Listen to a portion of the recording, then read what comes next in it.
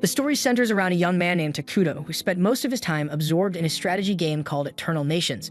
Confined to a hospital bed, Takuto found solace and meaning only in playing Eternal Nations and eventually died with the game still running. But his death wasn't final. Moments later, he opens his eyes, finding himself sitting on a throne amid ancient ruins in a forest. His first thought is about how incredibly fresh and real the air feels. Suddenly, a woman approaches him, gently asking if he's finally awake. When she reveals her face, Takuto instantly recognizes her as Atu, an elven character from Eternal Nations. Atu respectfully calls him Your Majesty, leaving Takuto utterly confused, wondering what on earth is happening. As an experienced anime fan, he quickly figures out he must have somehow been transported into the world of Eternal Nations, the very game world he spent countless hours in. But this realization brings more questions. Typically, Atu would only address her king this way if he were the Lord of Manara, the nation Takuto previously led in the game. Atu speaks again, this time calling him Takuto-sama, and explains further. She mentions Takuto is the first ever player to conquer nightmare difficulty using Manara, widely known as the toughest civilization in the game. She proudly reveals that Takuto is listed on the game's global leaderboards, giving him legendary status. Takuto's confusion deepens even further. How can a mere game character know about things beyond her own game world reality? And Atu gently explains that she remembers everything, every victory, every defeat, each word Takuto ever spoke to her through his screen, and the entire journey they shared together until now. Hearing this, Takuto is overcome with emotion, tears forming in his eyes. He tells Atu how happy he is to finally speak to her directly, confessing she was always his favorite character in Eternal Nations. Atu warmly replies that she feels precisely the same way. Still, none of this clarifies how he ended up here, so Takuto looks at Atu directly and asks if it was she who brought him into this world. Atu honestly admits she has no clue how they got here, as she herself only arrived a few minutes ago. Still, she's certain of one thing: the place they're in feels exactly like the world of Eternal Nations. Regardless of their location, Atu is deeply grateful she's finally met her true king in person. Holding Takuto's hands gently, she urges him to begin their journey anew together. Atu shares her dream of rebuilding an empire with just the two of them, and since Takuto has nothing else left, he gladly agrees to join her quest. When Takuto extends his hand to formally shake on their partnership, Atu suddenly switches to her NPC persona, introducing herself dramatically as Sludge Atu, an illegitimate child born of a fallen world. She solemnly pledges her entire being, mind, soul, and body entirely to Takuto. Though Atu's character is technically evil, the theatrics feel painfully cliché, leaving both her and Takuto momentarily embarrassed. Still, Takuto decides to lean into it, dramatically declaring that alongside Atu, his trusted right hand, he'll establish Manara, the most sinister empire of them all. Takuto then turns to Atu, asking if she remembers what Manara must always do first. Proudly, Atu states they should hide themselves away completely, staying unseen like true recluses to avoid discovery. Taking action immediately, Takuto summons an emergency production scout, a strange insect-like creature with extremely long legs. Given Manara's alignment with evil and destruction, all their units naturally look horrifying, including this scout. Regardless, Takuto issues commands, instructing it to thoroughly investigate their surroundings, and Atu sternly reminds it that disappointing their king isn't an option. And obediently, the scout departs on its assigned task. Takuto then reveals to Atu that he can actually see through the scout's eyes, confirming to both of them that the world indeed works just like the game. He briefly explains to Atu how summoning works here. His current total magic power is at 200 MP, and creating the scout consumed 100 MP. Takuto carefully considers his options for spending his remaining magic points. Building a base would cost only 20 MP, but he also wonders if he should prioritize defense by summoning a warrior. Unfortunately, doing so would consume more power than he currently possesses. In Eternal Nations, Atu is classified as a hero character, making her particularly powerful in combat. But since their new journey has barely begun, Atu's current strength level remains only at level 3, which is quite low. Anyway, thanks to the scout's reconnaissance, Takuto gains a clear picture of their surroundings, which primarily consists of endless forests. So this setting proves an ideal location for establishing Manara's base, though Atu finds it unsettling that there's absolutely no wildlife or available food nearby. Realizing it would be too dangerous to relocate, Takuto instructs the scout to extend its search and explore an even wider perimeter. Atu then begins feeling downhearted, believing she's not contributing enough to assist her king. Seeing her discouraged expression, Takuto gently reassures her, saying that simply having her by his side is more than enough. Deeply touched by his sincere words, Atu instantly becomes even more devoted to him. Meanwhile, their scout soon discovers a campsite inhabited by a group of dark elves. Takuto hesitates, unsure what their next move should be because accidentally encroaching on another group's territory could cause serious problems, so he figures it's best for them to lay low for now. Atu suggests optimistically that if things do take a turn for the worse, they can simply escape together. Her encouragement boosts Takuto's confidence, so they decide to quietly observe the dark elves from a safe distance and find out what they're doing here. But suddenly, 3 dark elves stumble directly into them, catching both Takuto and Atu off guard. Takuto freezes in surprise, realizing the dark elves he planned to carefully avoid, those same elves he was prepared to flee from if they ever crossed paths, are now standing right in front of them. Both he and Atu remain unsure about how the encounter will turn out, but recognizing the importance of staying calm in situations like this, they manage to maintain their composure. At the same time, the dark elves have no intention of harming anyone. They explain that they've recently been driven from the city they once called home and have desperately led their people into the forest to seek safety. And after a difficult journey, they've managed to set up a temporary shelter in this cursed land. However, with no food available, they're in a desperate situation, knowing their children will starve without supplies. Captain Nagi, leader of the Dark Elves, is currently exploring this bleak forest alongside his soldiers, increasingly worried their journey might have been completely futile since the area seems utterly lifeless. Several of Nagi's men start complaining bitterly, arguing it might have been better if they just stayed and died back in the city, rather than starving out here. They recall grim stories about the forest being cursed by a mysterious man, a place where neither life nor love can ever flourish. Nagi quickly warns them against losing hope, reminding his people that if they falter now, their children waiting anxiously back at camp won't have any chance at all. He firmly reminds them their kids still have faith in them, and that turning back empty-handed simply isn't an option. Still, as Nagi continues forward, he can't help but reflect on his soldiers' grim words. Deep down, he knows they're not wrong. The chances of survival here seem impossibly slim.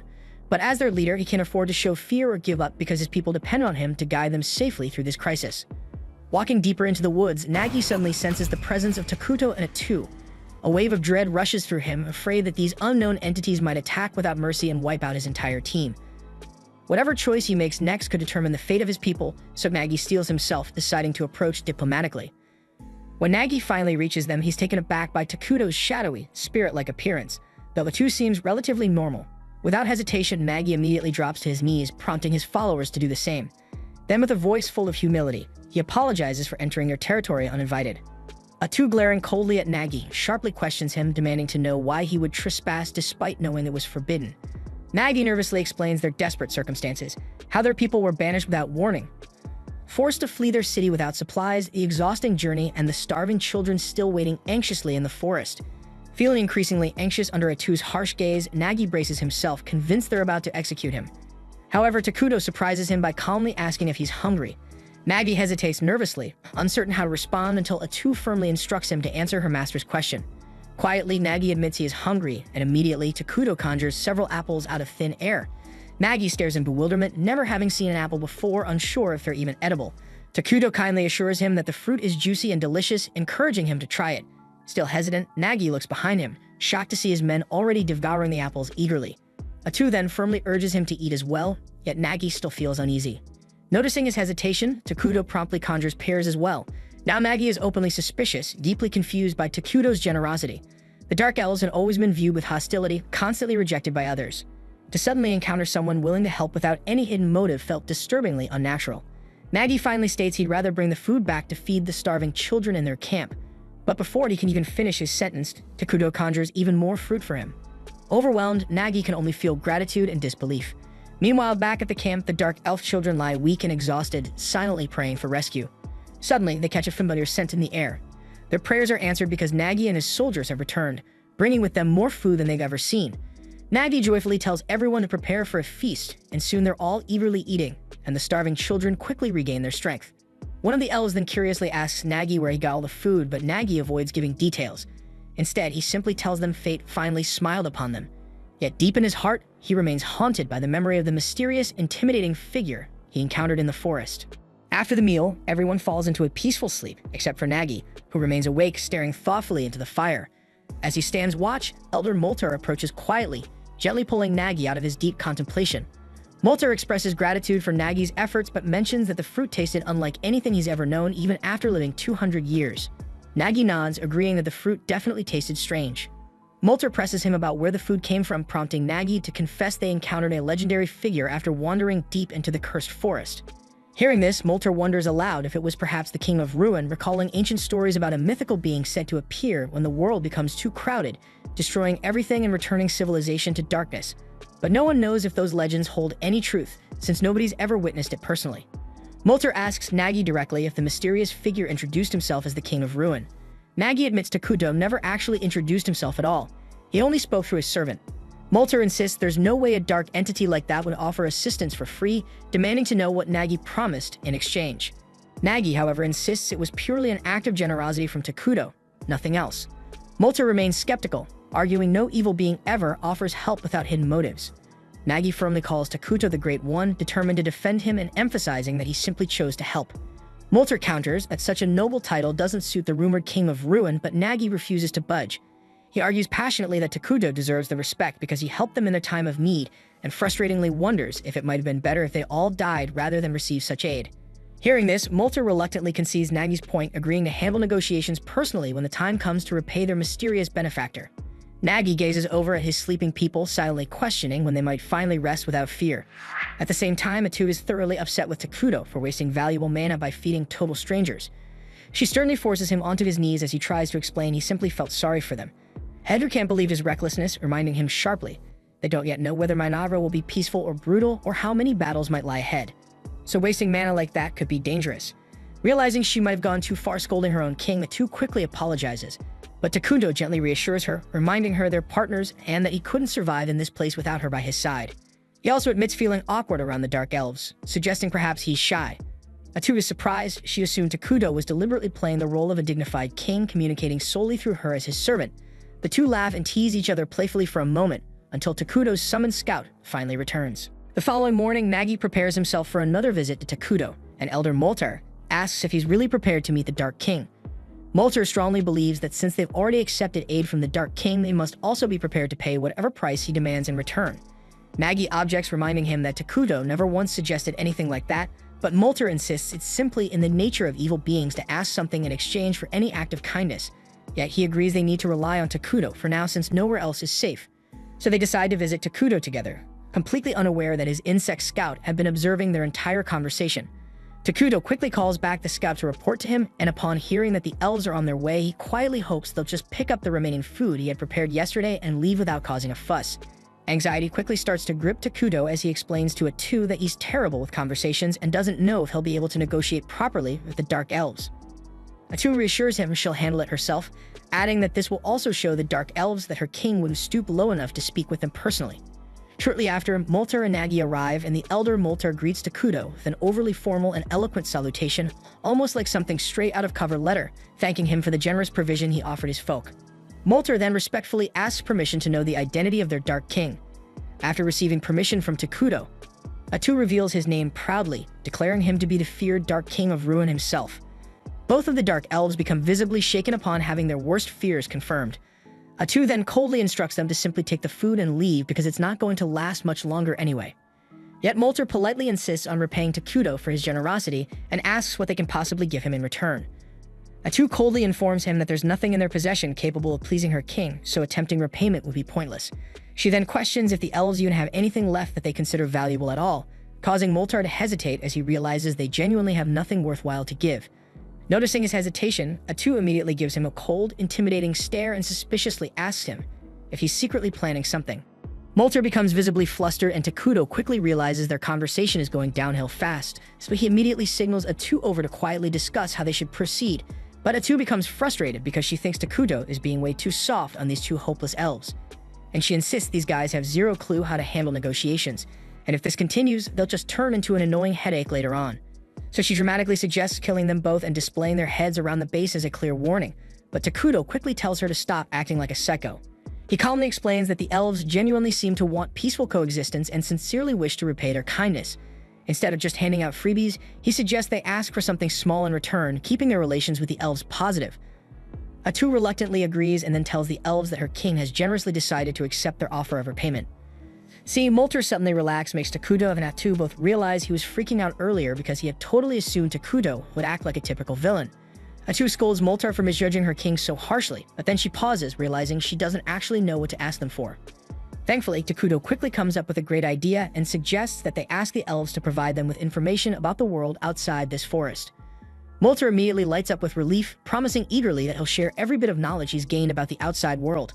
Atu nods but adds sternly that once Molter has provided the information, he and his tribe must leave the forest immediately. This shocks Nagi and Molter deeply, and they quickly plead to be allowed to continue living there under Takuto's protection, but Atu snaps at them to quit pushing their luck if they value their lives. Nagi tries to argue further, but Molter quickly silences him, admitting they must respect the king's wishes. They begin turning to leave, but watching them, Takuto suddenly feels a pang of guilt for kicking them out like this. He abruptly changes his mind, telling Moltar and Nagi that instead of leaving, they can become citizens of his kingdom. Both elves freeze up completely, stunned by this unexpected kindness, though no one is more shocked than Atu, who can't believe what she's hearing. She immediately questions Takuto's logic, asking what the hell he's thinking. He calmly reminds her about the refugee system from the game, allowing different races to peacefully join their nation.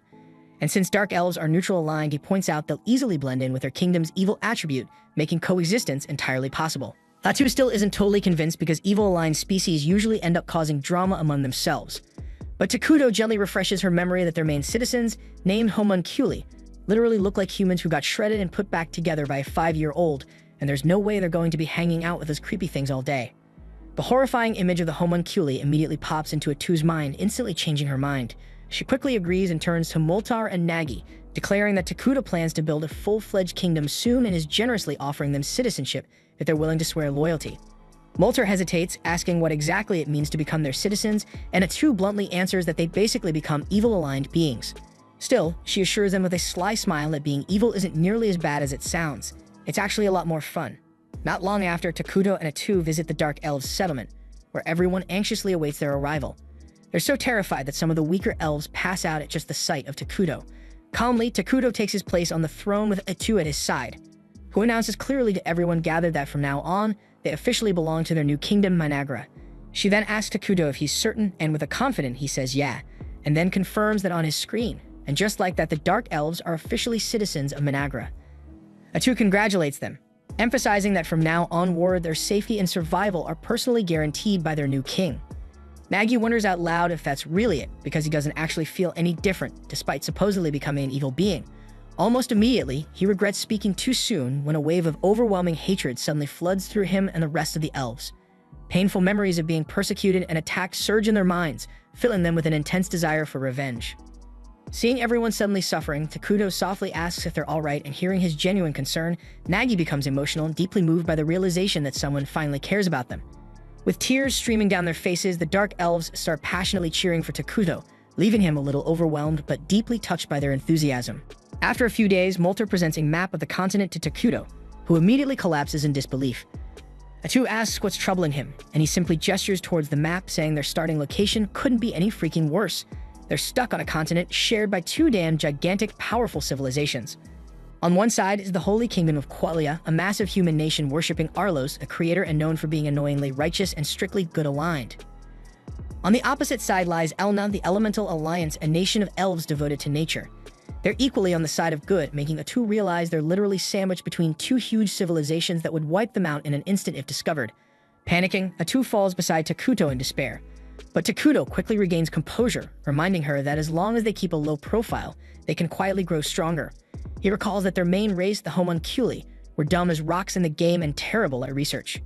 Luckily, now that they've got Dark Elves on their side, things should go much smoother. Soon after, the Dark Elves arrive for a meeting, this time bringing along Emil, Nagi's assistant. Nagi introduces her as a nerdy genius who knows way more than him about foreign kingdoms, and insists she'll definitely prove useful. Atu conveys to the elves that their dedication has pleased the king, and she announces they're all about to receive major responsibilities directly ordered by Takuto himself. First up, Molter is tasked with managing internal affairs. Atu says she expects big things from him, especially since she learned he knows magic too. Next, she appoints Nagi as the head of Minara's warriors, charging him with building a powerful military for defense.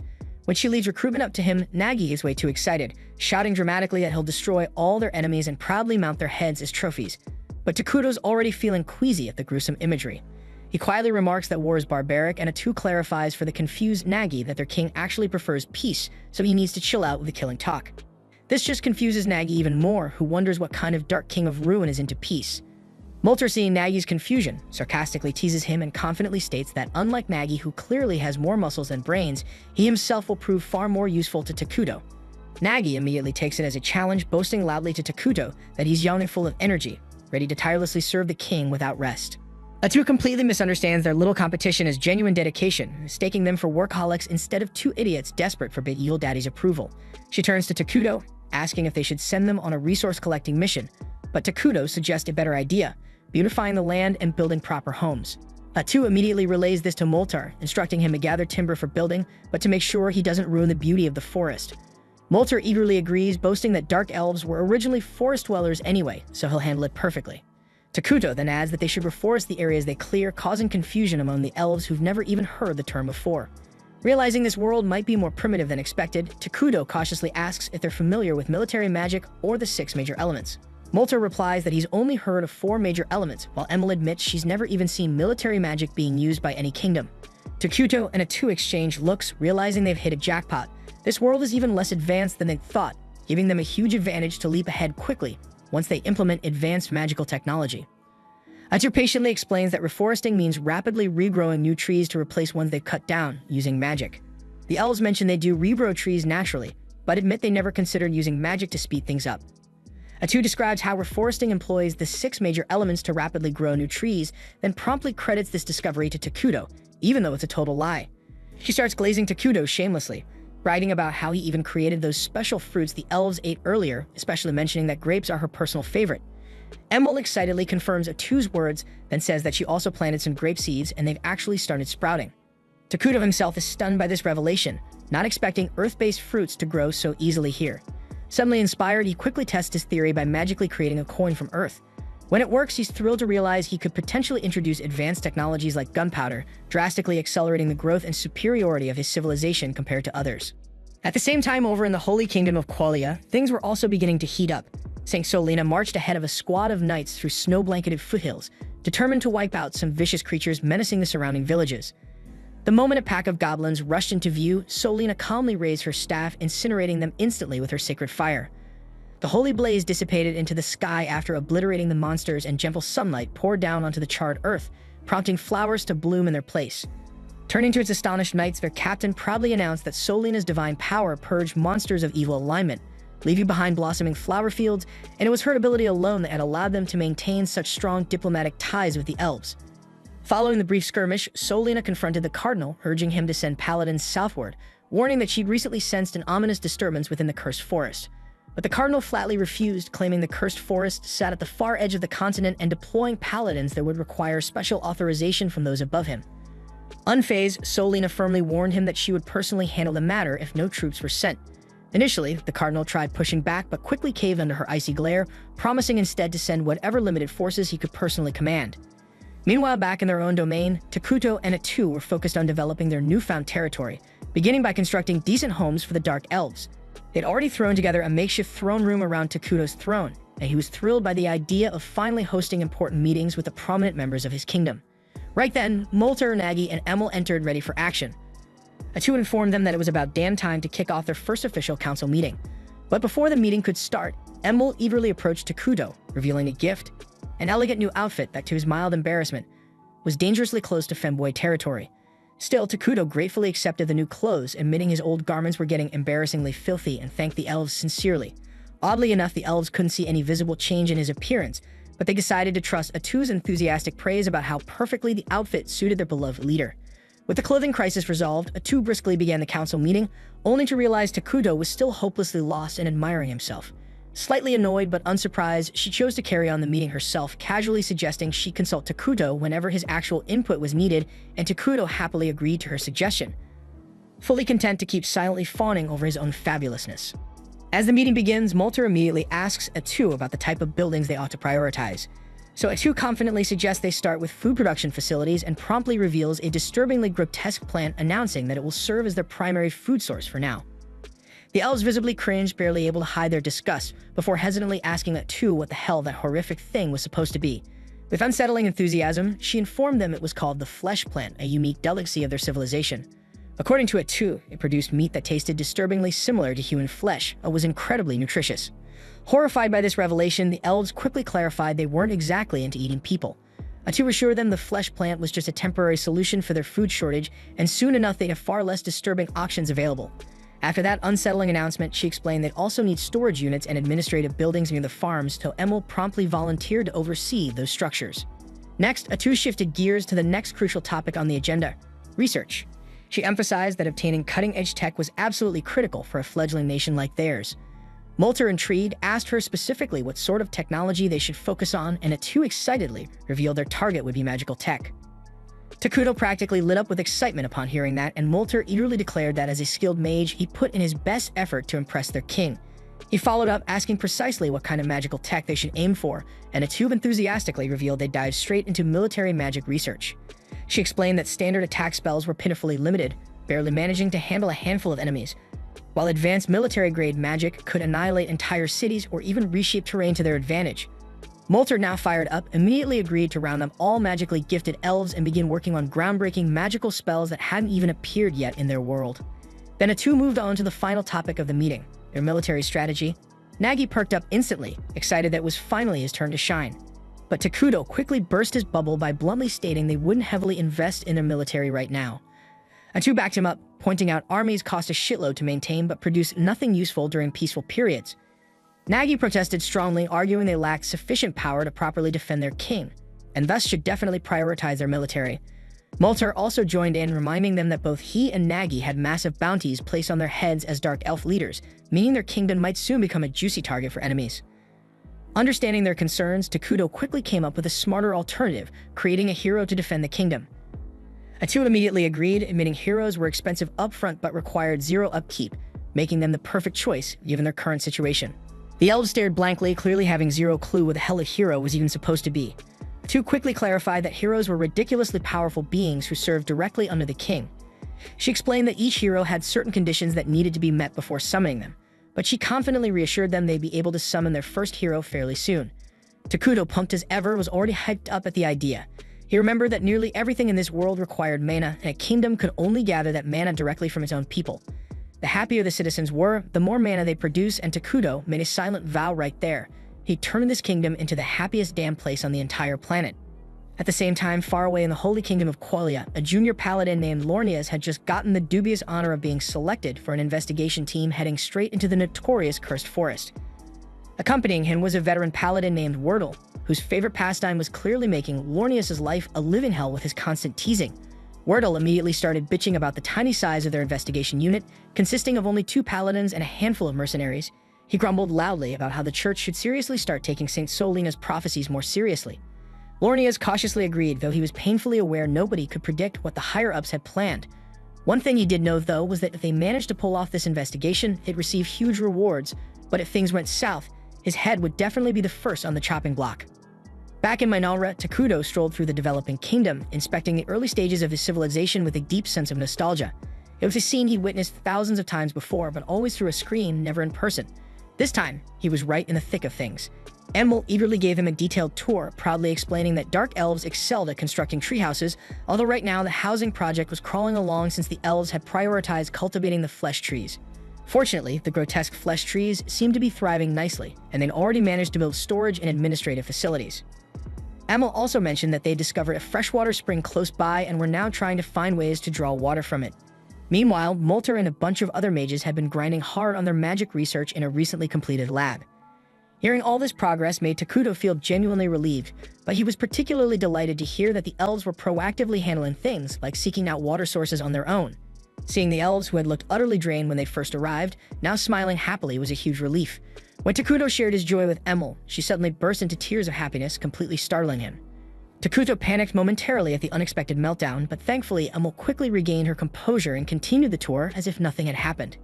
Next, Enmol guided Takuto and Atube toward the flesh tree farm.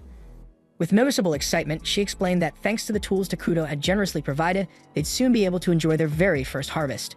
After that, Enmol guided them toward the freshwater spring the elves had discovered earlier, but immediately noticed the vibe was totally different this time around. Instead of clear, sparkling water, it had turned murky and dark, leaving Enmol visibly crushed, assuming it had become unusable. Before Atube could even explain why that wasn't the case, Molter and Nagi also arrived to check out the water. Both of them quickly agreed with Enmol, believing the spring had been ruined, but Atube just casually scooped up some of the gloomy-looking liquid and took a long sip, assuring everyone that it was perfectly safe.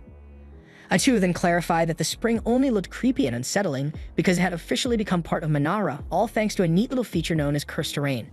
Takuto chimed in, gently telling the elves to take a deep breath. As soon as they inhaled the gloomy air, they were instantly energized, their minds clearer and their bodies revitalized. Atube happily explained that cursed terrain grants bonuses to any creatures aligned with evil, while severely messing up anyone with neutral or good alignment. Since the Dark Elves were now officially part of Minalra and therefore had evil alignment, the water posed no threat whatsoever. Nagi cautiously took a sip himself, confirming her words. Atu added that soon enough the entire forest would transform into this sinister-looking cursed terrain. Regardless, Takudo immediately started worrying aloud, pointing out that cursed terrain stuck out like a sore thumb. Molter nodded gravely, agreeing that once the entire forest turned this ominous shade of creepy, they'd become easy targets for their enemies.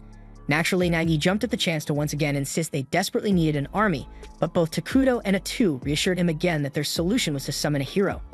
Molter, still clueless about what exactly a hero was, pressed for more explanation. Atu decided that a hands-on demonstration would be far more effective than another lecture.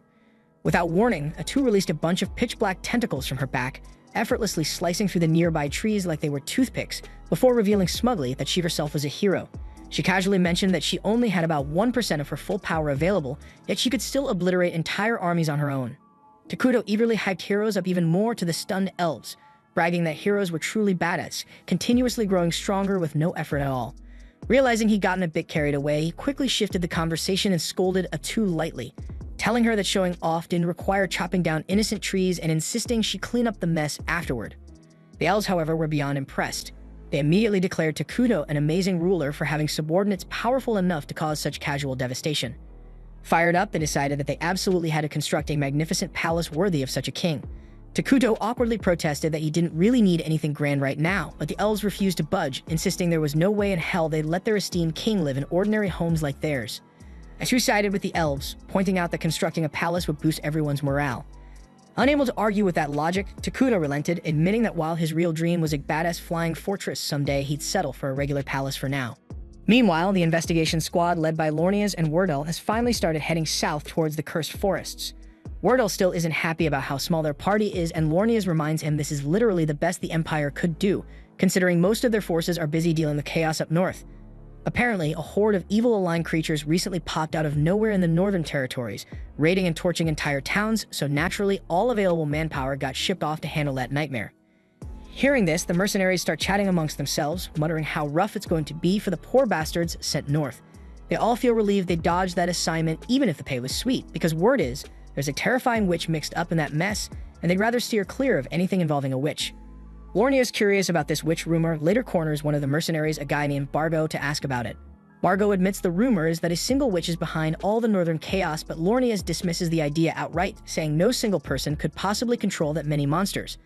Bargo quickly agrees, figuring it must actually be some sort of cult activity, but then Wardell chimes in, telling Bargo to shut his mouth before he accidentally curses them all.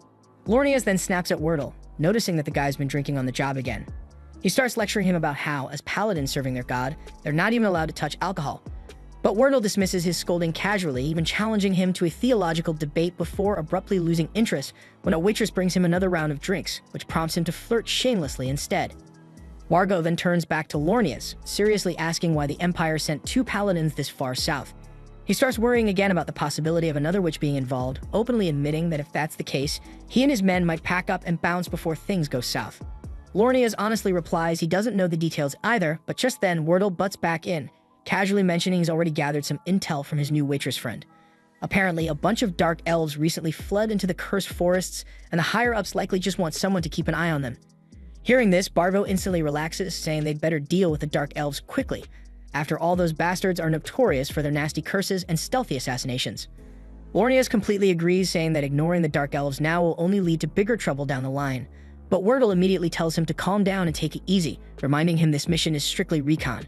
If things even hint at getting messy, they're packing up and running the hell out. But Lornia is always a stickler about vanquishing evil wherever it shows up, stubbornly insists that as paladins, retreating from danger isn't an option. Wardell scolds Lornias, telling him to stop chasing glory and only fight when it's absolutely necessary instead of jumping into danger every chance he gets. He reminds Lornias that he's got family waiting at home, and so does everyone else on this mission, so they need to think twice before risking their lives. Meanwhile, back in Mainagra, the first harvest from the flesh trees is finally ready, standing atop a massive altar at the center of town. Takudo stands in front of the fruit pile as all the dark elves watch him intently, eager to see what's about to go down. Suddenly, Takudo channels his mana directly into the fruits, and right before everyone's eyes, they transform into a giant bug monster. The elves are utterly blown away, amazed that Takudo just created life from a bunch of weird fruits. Atu immediately starts hyping him up, boasting that this miracle isn't even 1% of Takudo's true power. She tells the elves that with their ongoing devotion, Takudo will become even stronger and pull off even crazier feats, and they erupt in cheers for their king. Later on, Takuto returns to his throne, relieved that he successfully managed to produce a bug monster in exchange for food. Though it was a standard feature in the original game, he still doesn't fully grasp how exactly this mechanic works out in the real world. However, A2 tells him they shouldn't sweat the details since they've now established a reliable method to produce more creatures to serve the kingdom.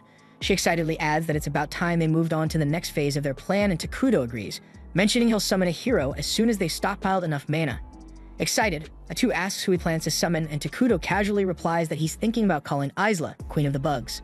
A2 nods, saying that's definitely a solid choice, while Takuto enthusiastically starts explaining Isla's perks. She can buff all insect-type monsters, allowing them to dominate on the front lines, and she can also produce larvae to handle mundane tasks, providing essential support to the kingdom on multiple fronts. A2 appreciates that he clearly put serious thought into this choice, and Takuto sheepishly admits that Isla was honestly the only safe option available, since the other potential heroes are completely unhinged. A2 wholeheartedly agrees, joking that the other heroes would require years of intensive therapy. Takuto chuckles in response, acknowledging he hopes to summon them eventually, but definitely not anytime soon. Meanwhile, Lornius and the group finally arrive at the Dark Continent, quickly running into their first major threat, and it's a towering hill giant. Lornius immediately tries to command the mercenaries into a defensive formation, but Wardell cuts him off, telling them all to chill because he'll handle this big guy himself. He bluntly adds that they don't have time to waste, and it'll be faster if everyone just stays out of his way. The rest of the group watches in awe as Wardell calmly walks toward the hill giant with his sword drawn, completely unfazed by its monstrous size. Wardell channels holy energy into his blade while the giant, oddly polite, waits patiently until he's done. When the giant finally swings his massive club, Wardell casually blocks the blow and slices right through it like it's made of cardboard. Not missing a beat, he launches himself at the stunned monster, delivering a whirlwind of rapid slashes before the giant even has a chance to process what's happening. With the giant crashing down lifelessly, Wardell casually strolls back to his teammates like he just finished a casual morning workout. Lornius is absolutely hyped, immediately praising Wardell and confidently declaring that their mission is practically in the bag now that they've got him. But Wardell's serious expression quickly sobers everyone up, making Lornius uneasy with his skepticism. Meanwhile, back in Minara, Takuto is happily munching down on a burger when A2 gently nags him to eat something healthier. Takuto playfully protests, reminding her that he spent way too long in the hospital surviving on boring, flavorless health food. So now he's determined to explore all the tasty junk food life has to offer. He then gets a little worried when he realizes A2 herself has been surviving exclusively on salads for days, but she reassures him that this diet suits her just fine. They chat for a while about how quickly construction has progressed lately, when Takuto suddenly remembers something important. He asks A2 to call Moltar and the others once they're finished eating, since the new scout bugs they recently created have completed mapping the nearby areas. He reveals that he's planning to deal with a human settlement they discovered nearby, asking A2 first to confirm if the town belongs to the Holy Kingdom of Qualia. She's fairly confident the settlement is independent and aligned neutrally, which is a huge relief for Takuto, since it means negotiation might actually be possible. Takuto optimistically hopes nothing disastrous occurs during their interaction, and A2 jokes that he's definitely jinxing them by even mentioning it. Takuto laughs confidently, assuring her nothing crazy like that could happen. But of course, at that very moment, he receives an urgent message from one of the bugs. An armed group is heading directly toward their forest. Takuto instantly grows serious, instructing A2 that they should try resolving things peacefully if possible, but if push comes to shove, they'd better be prepared to throw down. At the same time, the armed group making their way into the forest is none other than Lornius and Wardell's crew. As they push deeper, Wardell suddenly raises a hand, signaling everyone to stop because he sensed someone's presence approaching them. Sure enough, A2 emerges from the trees wearing dark clothes that completely conceal her identity. Wardell immediately demands she identify herself, and A2 calmly claims she's a dark elf who's found refuge here alongside her people because there's nowhere else safe for them to go. Wardell acknowledges her situation but bluntly tells her to step aside because their group has orders to investigate this forest. A2 firmly responds that they shouldn't go any further, causing Wardell's instincts to flare up, sensing something shady going on. But before he can say more, Lornius rudely jumps into the conversation, yelling at A2 and demanding how she dares disobey a servant of God. Wardell sharply snaps at him, telling him to shut his mouth and stop interrupting. Lornius is visibly frustrated at being rebuked over such a trivial issue, but Wardell swiftly resumes his conversation with A2, explaining they cannot turn back simply because she asked them to, then pointedly asks if there's something she's trying to hide within the forest. She insists there's nothing here but elves who simply wish to live peacefully, and questions why he's so hell-bent on invading this godforsaken forest. After a moment of hesitation, Wardell sighs and finally reveals their reason. The Saintess recently had a vision of an immense evil hiding here, and thus he cannot return until he verifies this personally. The mercenaries gasp in shock, having been kept in the dark about such a critical detail. Lornius immediately starts flipping out, demanding to know how Wardell could casually spill classified information like it's some local gossip. Wardell snaps back at him again, shouting that sometimes secrets must be shared openly, But Lornia is furious and flustered, angrily retorts that even a high-ranking paladin like Wordle doesn't have the authority to reveal divine prophecies without permission from their superiors. However, Wordle politely asks Atu if they can at least take a quick look inside the forest, but suddenly her attitude completely shifts as she bluntly tells them there's absolutely nothing inside that's worth their precious time. She firmly urges them to turn back immediately, but Lornias grows furious at the sheer audacity of a dark elf daring to defy a divine prophecy. He senses the air around Atu shifting ominously, confirming his suspicions that something deeply sinister lurks within the woods that they must investigate no matter what. However, Wordle appears open to negotiation. Trying to de-escalate the tension, he calmly asks Atu to swear on her own god that no threat to the holy kingdom of Qualia is hiding in the forest. Atu readily takes the oath, even swearing by her deity, and it's actually they who fear Qualia far more than Qualia could ever fear them. Satisfied by this, Wordle announces they're retreating, much to Lornias' complete disbelief. Lornias immediately protests, insisting it's blatantly obvious that the woman is hiding something crucial. But Wordle just snaps at him, calling Lornias a faithless coward and telling him to stop projecting his own paranoia onto others. He declares that they found absolutely nothing of concern, officially ending their investigation. With that, Wordle begins walking away confidently, but Lornias has finally reached his boiling point. Refusing to let Wordle make another reckless decision, he sternly informs Wordle that he's officially revoking his authority as a high paladin for casually spilling a divine prophecy to an enemy and abandoning his sacred duties. He swiftly orders the mercenaries to follow him deeper into the forest to uncover the evil hidden within. Bargo quickly agrees, mostly because Lornias is the guy signing their paychecks, and there's no arguing with money. Atu desperately pleads with them one final time to stop, but Lornias coldly ignores her and commands his men to capture her immediately, even as Wordle shouts at him not to escalate the situation further. Atu lets out a weary sigh, sadly acknowledging that peaceful negotiations have collapsed into utter failure. Seconds later, the mercenaries suddenly find themselves skewered on Atu's spikes, transformed into human kebabs before they can even blink. Lornias himself was knocked out, and when he woke, he never even comprehended what hit him. And the only one who did see everything and is still alive is Wordle, and he shouts at Lornias that they're dealing with an actual freaking witch. Atu then calmly sheds her disguise, remarking regretfully how unfortunate it was that peaceful talks had to end so violently. Turns out more of those bastards are still alive, and Wordle immediately yells for someone to report this freaking mess to the kingdom. But Bargo shuts that down real quick because every last messenger they had already got their asses impaled by Atu. And the surviving mercenaries aren't even close to fast enough to make the trip in time, especially not with Atu currently in full-on impaling asses mode. With zero options left, Wordle tells everyone to grab their damn weapons because now they've got no choice but to fight. He commands the mercenaries to unload everything they've got, so they fire a volley of arrows, but Atu effortlessly deflects them all like she's brushing lint off her coat. Wordle curses his luck, knowing full well that the absolute last person he wanted to go up against was Atu, and funny enough, she's just as annoying to be dealing with him. She makes it painfully clear this entire situation is Lornias' fault because if they had just agreed to leave the forest alone, she would have let them walk away. But no, Lornias had to get all noble and damn self-righteous, and now she's got no choice but to kill him. Lornias finally realizes he screwed up royally and turns to Wordle, asking if he even knows what the hell this freaking thing really is. Wordle admits he suspected something was off from the moment they first saw her, which is exactly why he wanted to leave without throwing hands. But now that he's seen her true form up close, he's certain Atu is a witch, but not the storybook kind either. Because a witch in this world is a certified calamity-class monster, officially recognized as a national-level threat. Someone like her is way out of the mercenaries' league, so Wordle orders them to fall back and leave this to him and Lornias. Both men charge Atu, reciting their sacred prayers to power up their attacks. Atu doesn't take them seriously at first, just blocks their strikes and mocks them for being so weak. But then they actually manage to slice through two of her tentacles, and suddenly she realizes this might not be the cakewalk she thought. She quickly figures out their holy magic is giving them bonus damage against her demonic body, and Wordle assumes that if they just cut off all her tentacles, she'll be helpless. Not wanting that to happen, Atu grabs two of the nearby mercenaries and takes them hostage, using their bodies as meat shields to stall their assault. But Wordle coldly tells Lornias that if they don't stop Atu now, she could eventually turn her wrath toward Qualia, and for the sake of the entire nation, sacrifices have to be made. Lornias hates the idea, but he grits his teeth and agrees. With zero hesitation, both men charge forward again, slicing through the hostages and Atu's final two tentacles in one clean, ruthless strike. And she was honestly surprised they had the balls to slice through their own allies like that. And for a brief moment, it even looks like she might actually be in trouble. But no, because this whole thing has just been a damn joke to her. 1 second later, a fresh wave of tentacles erupts from the ground like weeds on steroids, and Wordle is instantly skewered multiple times like a pincushion.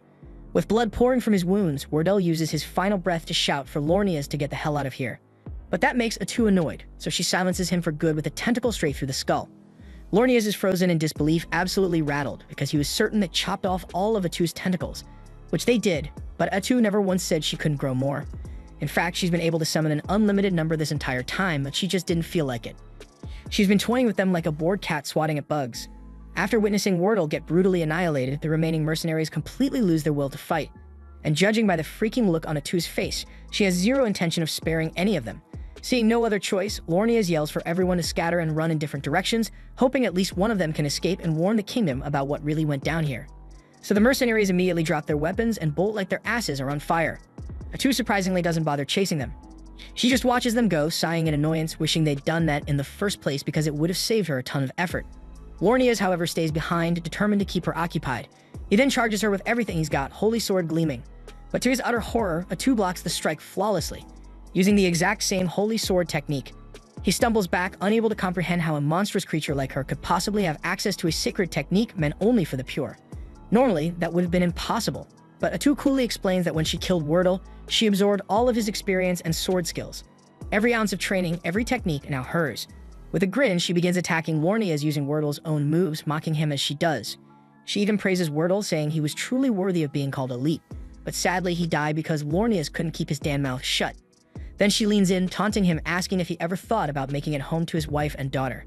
That's when the blood drains from Lornius' face because he never said a word about his family. That's when it hits him. She can just take Wordle's skills, she took his damn memories too, and if Atu can do that, then every kill just makes her even more terrifying. She then casually asks Lornius if he's curious about Wordle's final thoughts before she finished him off. Turns out, unlike a selfish bastard like Lornius, Wordle was genuinely concerned for the lives of his men right up until his last breath. Lornius desperately tries defending himself, saying the other mercenaries have already fled to report back to the kingdom, claiming their mission wasn't a complete disaster.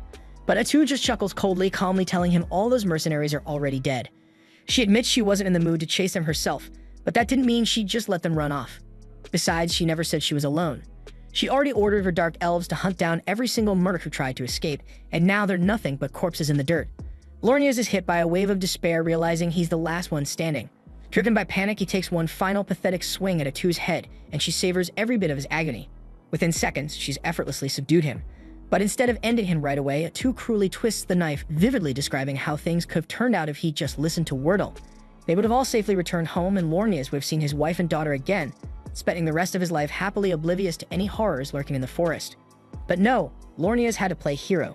So now she's going to kill him, and then she's going to hunt down his family too, just because she can. Atu reveals she can easily pluck the image of his wife and daughter, right from his memories, names, faces, address, everything, and she's absolutely petty enough to follow through. Hell, she might even slaughter every single person living in the villages Lornius passed on his way here. And while each of them is dying the most painful death imaginable, she'll make damn sure they know it was Paladin Lornius who brought hell down on them. Lornius screams, desperately begging her not to do it, but Atu's already bored of his whining, finally putting an end to him just to shut him up. Right after Lornius hits the ground, Nagi comes up to inform Atu that all the escaping mercenaries have been dealt with, so there won't be any survivors to spread word of today's events. Atu calmly thanks Nagi for his efficiency and instructs him to handle disposing of the corpses too. But before Atu can leave, Nagi hesitantly asks if she's serious about her plan to slaughter Lornius' family and anyone he's ever crossed paths with. Atu just laughs, saying she was just talking smack to scare the hell out of Lornius before finishing him off. She clarifies that mass genocide is way too exhausting, and besides, she's a self-proclaimed peace lover. So starting pointless fights is just too exhausting for her tastes, and she's not about that life unless someone forces her hand. With that out of the way, she cuts the chat short because she urgently needs to talk to Takuto. Moments later, Atu approaches Takuto and shares something odd she noticed before the fight. Wordle called her a witch despite her clearly being classified as a hero. He also rambled something about a witch causing trouble up north. Takuto is confused because there was never any witch class in the game they came from, prompting Atu to suggest that this world must differ significantly from the one they're familiar with. Takuto nods thoughtfully, having already suspected that. While many of the game's mechanics remain intact, they're better off assuming the underlying rules have fundamentally changed. Luckily, the differences aren't entirely negative because Atu's ability to absorb skills from those she kills has gotten a massive upgrade. Now she also inherits fragments of their memories which allow them to gather valuable intel from Quelia's scouting team. And according to those memories, Quelia is currently distracted by the northern disturbance, meaning Minara won't be on their radar anytime soon. Still, the complete annihilation of their scouting party is bound to raise some red flags, prompting Quelia to eventually investigate. Takuto is fully aware of that risk, but since Quelia knows nothing concrete about Minara yet, he's confident they won't jump straight into a fight unless their leaders have the IQ on potato. At the moment, he's far more concerned about this northern disturbance and the mysterious witch behind it, Atu tried extracting every detail about witches from Wordle's mind, but the guy was clueless. However, one chilling fact stood out crystal clear. The witch called Arakino is wreaking havoc up north, and she was strong enough to single-handedly deal massive damage to Quelle's forces. At the same time up in the Northern Territory, Arakino's casually finished demolishing yet another village and is already prepping to move on to the next. To top it off, she raises every villager she slaughtered as undead puppets to serve her. Takuto has absolutely no clue about Arakino's true powers, but given that she's causing this much mayhem so soon after arriving, he suspects she might have come from another world, just like him and Atu. If that's the case, things are about to get a whole lot messier. Atu, unsure of their next move, asks Takuto what they should do. Judging by the sheer carnage Arakino's caused, she's clearly evil-aligned, which theoretically means they might vibe with her. Atu wonders if maybe they should reach out and see if they can form some kind of alliance, but Takuto immediately shoots that idea down because they have zero intel on what Arakino's personality is like. Atu is frustrated that things had to spiral out of control right when Mainara was finally hitting its stride. Takuto reassures her that Arakino is still far away in the north, meaning she's not their immediate headache. Still, these threats have shown that Mainara desperately needs stronger defenses, so Takuto decides he's got to summon another hero and fast. Initially, he had planned to choose Isla, but considering recent developments, he'll probably have to go for a more combat-oriented option. Plus, his original strategy of staying hidden might need rethinking, especially with unpredictable threats like Arakino popping up, so they'll need a legit alliance soon. And Qualia is obviously out of the question after Atu brutally wiped out their paladins, but the nation to the east looks promising. They're neutral, haven't interacted with Mainara yet, and seem like potential ally material. So once the palace construction wraps up, Takuto plans on heading over there himself to size them up and see if teaming up is viable. At the same time, over in that very same eastern city, they're getting slammed by a barbarian attack. Fortunately, their badass staff wielder annihilates the attackers effortlessly with a massive lightning strike. Citizens start cheering and praising her for protecting them, but she quickly reminds everyone it's way too early to celebrate because there's clearly a lot more trouble on the horizon. Back in Mainara, Atu and Takuto finish up their discussion, and as she's about to head out, she pauses, awkwardly apologizing for getting a bit carried away with the paladin earlier. She knows Takuto usually prefers avoiding unnecessary bloodshed, but Takuto just gives her a blank stare, calmly asks her why on earth she thinks he'd be bothered by that. That's when it hits her. Takuto might seem gentle, but at the end of the day, he's literally the physical embodiment of evil, so there's not much violence in this world that's gonna bother him. Not long after, work on Takuto's castle wraps up, and it feels like the first real push in his realm's rise. His heart jumps since a vast residence has been his quiet wish for years, and Atu promises with a grin that one day it will grow tall enough to stab the sky. Anyway, all the talk about halls and courtyards makes her notice something awkward. He may be the monarch, yet he has not a single personal aide, and although he never really considered it, a ruler without attendants looks strange, so Atu asks what kind of servant he would prefer so she can recruit one for him. Takuto answers with a shy smile that anyone is fine as long as they are easy to speak with, since he is terrible at conversation. He has barely exchanged more than a few words with the Dark Elves since arriving, which Atu says is mostly because he comes off to them like a dense cloud of gloomy energy. Even so, she tells him to relax because she already has a perfect plan in mind. Her enthusiasm makes his stomach knot, yet he swallows the worry and decides to let it play out to see what she does. Atu promptly calls Nagi, Molter, and Emil, then orders them to assemble every little girl in the village because the king desires them. Takuto and Molter both freeze at the wording, and Molter, trying to be fair, asks why she issued such a command. Atu's reasoning is that younger girls would be gentler partners while Takuto practices small talk, but instead of saying it plainly, she blurts that Takuto likes little girls. That goes too far, so Takuto cuts her off before she adds anything worse and tells her to explain herself properly without making him sound like a lolicon. Once the full explanation is out, Molter and the others exhale in relief since the king only wants an approachable attendant. He requested younger candidates because the kingdom is short on manpower, and he refuses to pull skilled adults from vital work just to serve him. Children who are not doing heavy labor yet seem like the least disruptive option, which is why he asked for them.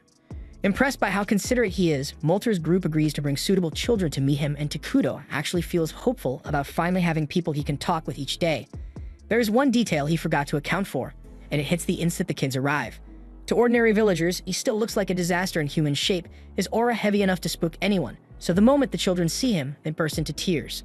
Takuto feels crushed after the fiasco with the children, and seeing his expression, Atu turns to Moltar and asks if there are any little ones who wouldn't burst into tears at the sight of their king. Given how things stand, Moltar cannot name a single safe choice.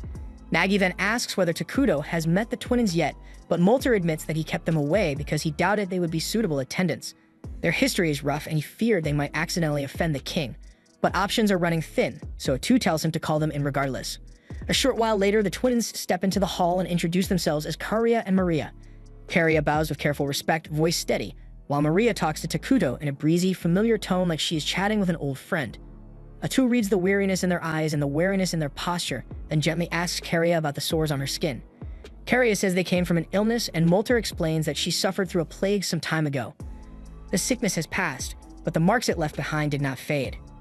Atu asks what scarred Maria, and Karia answers that her sister endured something cruel and has never been the same since. Atu asks what she means, so Maria answers without hesitation that she ate her mother. The words hit like a slap, far worse than Atu expected, so she turns to Moltar for an explanation. He says he is not proud of what happened, but in that moment it was the only path left, and the Dark Elf tribe still honors the sacrifice that Karia and Maria's mother made for them. Hearing that, Takuto remembers the long exile across brutal ground after the elves were driven out. In marches like that, hunger becomes a tyrant, and sometimes survival demands impossible choices, and the thought leaves his chest so tight. Being forced to eat her own mother cracked Maria's view of the world. The small grace is that she shows no fear of Takuto at all. Though Atu is uncertain, she would make a stable attendant. But while Atu weighs the idea, Maria pads over to the throne. Standing close, she peers up and says he looks white to her. Takuto blinks at that, surprised since almost everyone else describes him like walking darkness. But Maria sees something different. With a smile, he asks if she would be willing to serve as his attendant and look after him, and Maria nods and says she will try her best. So Takuto formally appoints her as his servant, and also as a candidate for leadership within the Great Minara. Atu is astonished because that is the longest back and forth Takuto has ever managed with anyone besides her. But despite Maria seeming willing, Karia has barely spoken, so Takuto gently asks for her thoughts on the offer. Karia says that as Maria's younger sister, she is duty-bound to stay at her side, and if Maria wishes to serve as Takuto's attendant, then Karia will stand with her and do the same. The answer makes Takuto visibly happy, and he tells them that starting today, they are responsible for looking after him, while Nagi and Molter trade uneasy looks at the choice. When the others file out, Molter approaches the throne and says there is something he must share about the twins. Since the day their mother died, they have not been able to feel even the smallest emotion, as if their hearts shut tight to survive. Keeping them as attendants will bring its own set of problems, yet Molter asks that Takuto meet those challenges with patience and tolerance until the girls slowly open up again. The next morning, Maria and Karia begin their official service, and the anicaps start right away. Maria walks in with a glass of water, catches her own toes, and splashes the whole thing on Takuto. Karia quickly offers a cloth, apologizing for her sister's slip, because this is not the only time something like this shit has happened. But Takuto calmly says it is fine and that he is not angry. Moments later, Atu enters, disappointed to see that Maria has botched another simple task, but Takuto asks her to go easy on them. Atu hates how often they fumble, yet if the king refuses to punish them, there is nothing she can do. She then reminds Takuto that he has a meeting on the schedule, and since they are his attendants, Maria and Karia are required to be present too, so they need to keep their manners tight.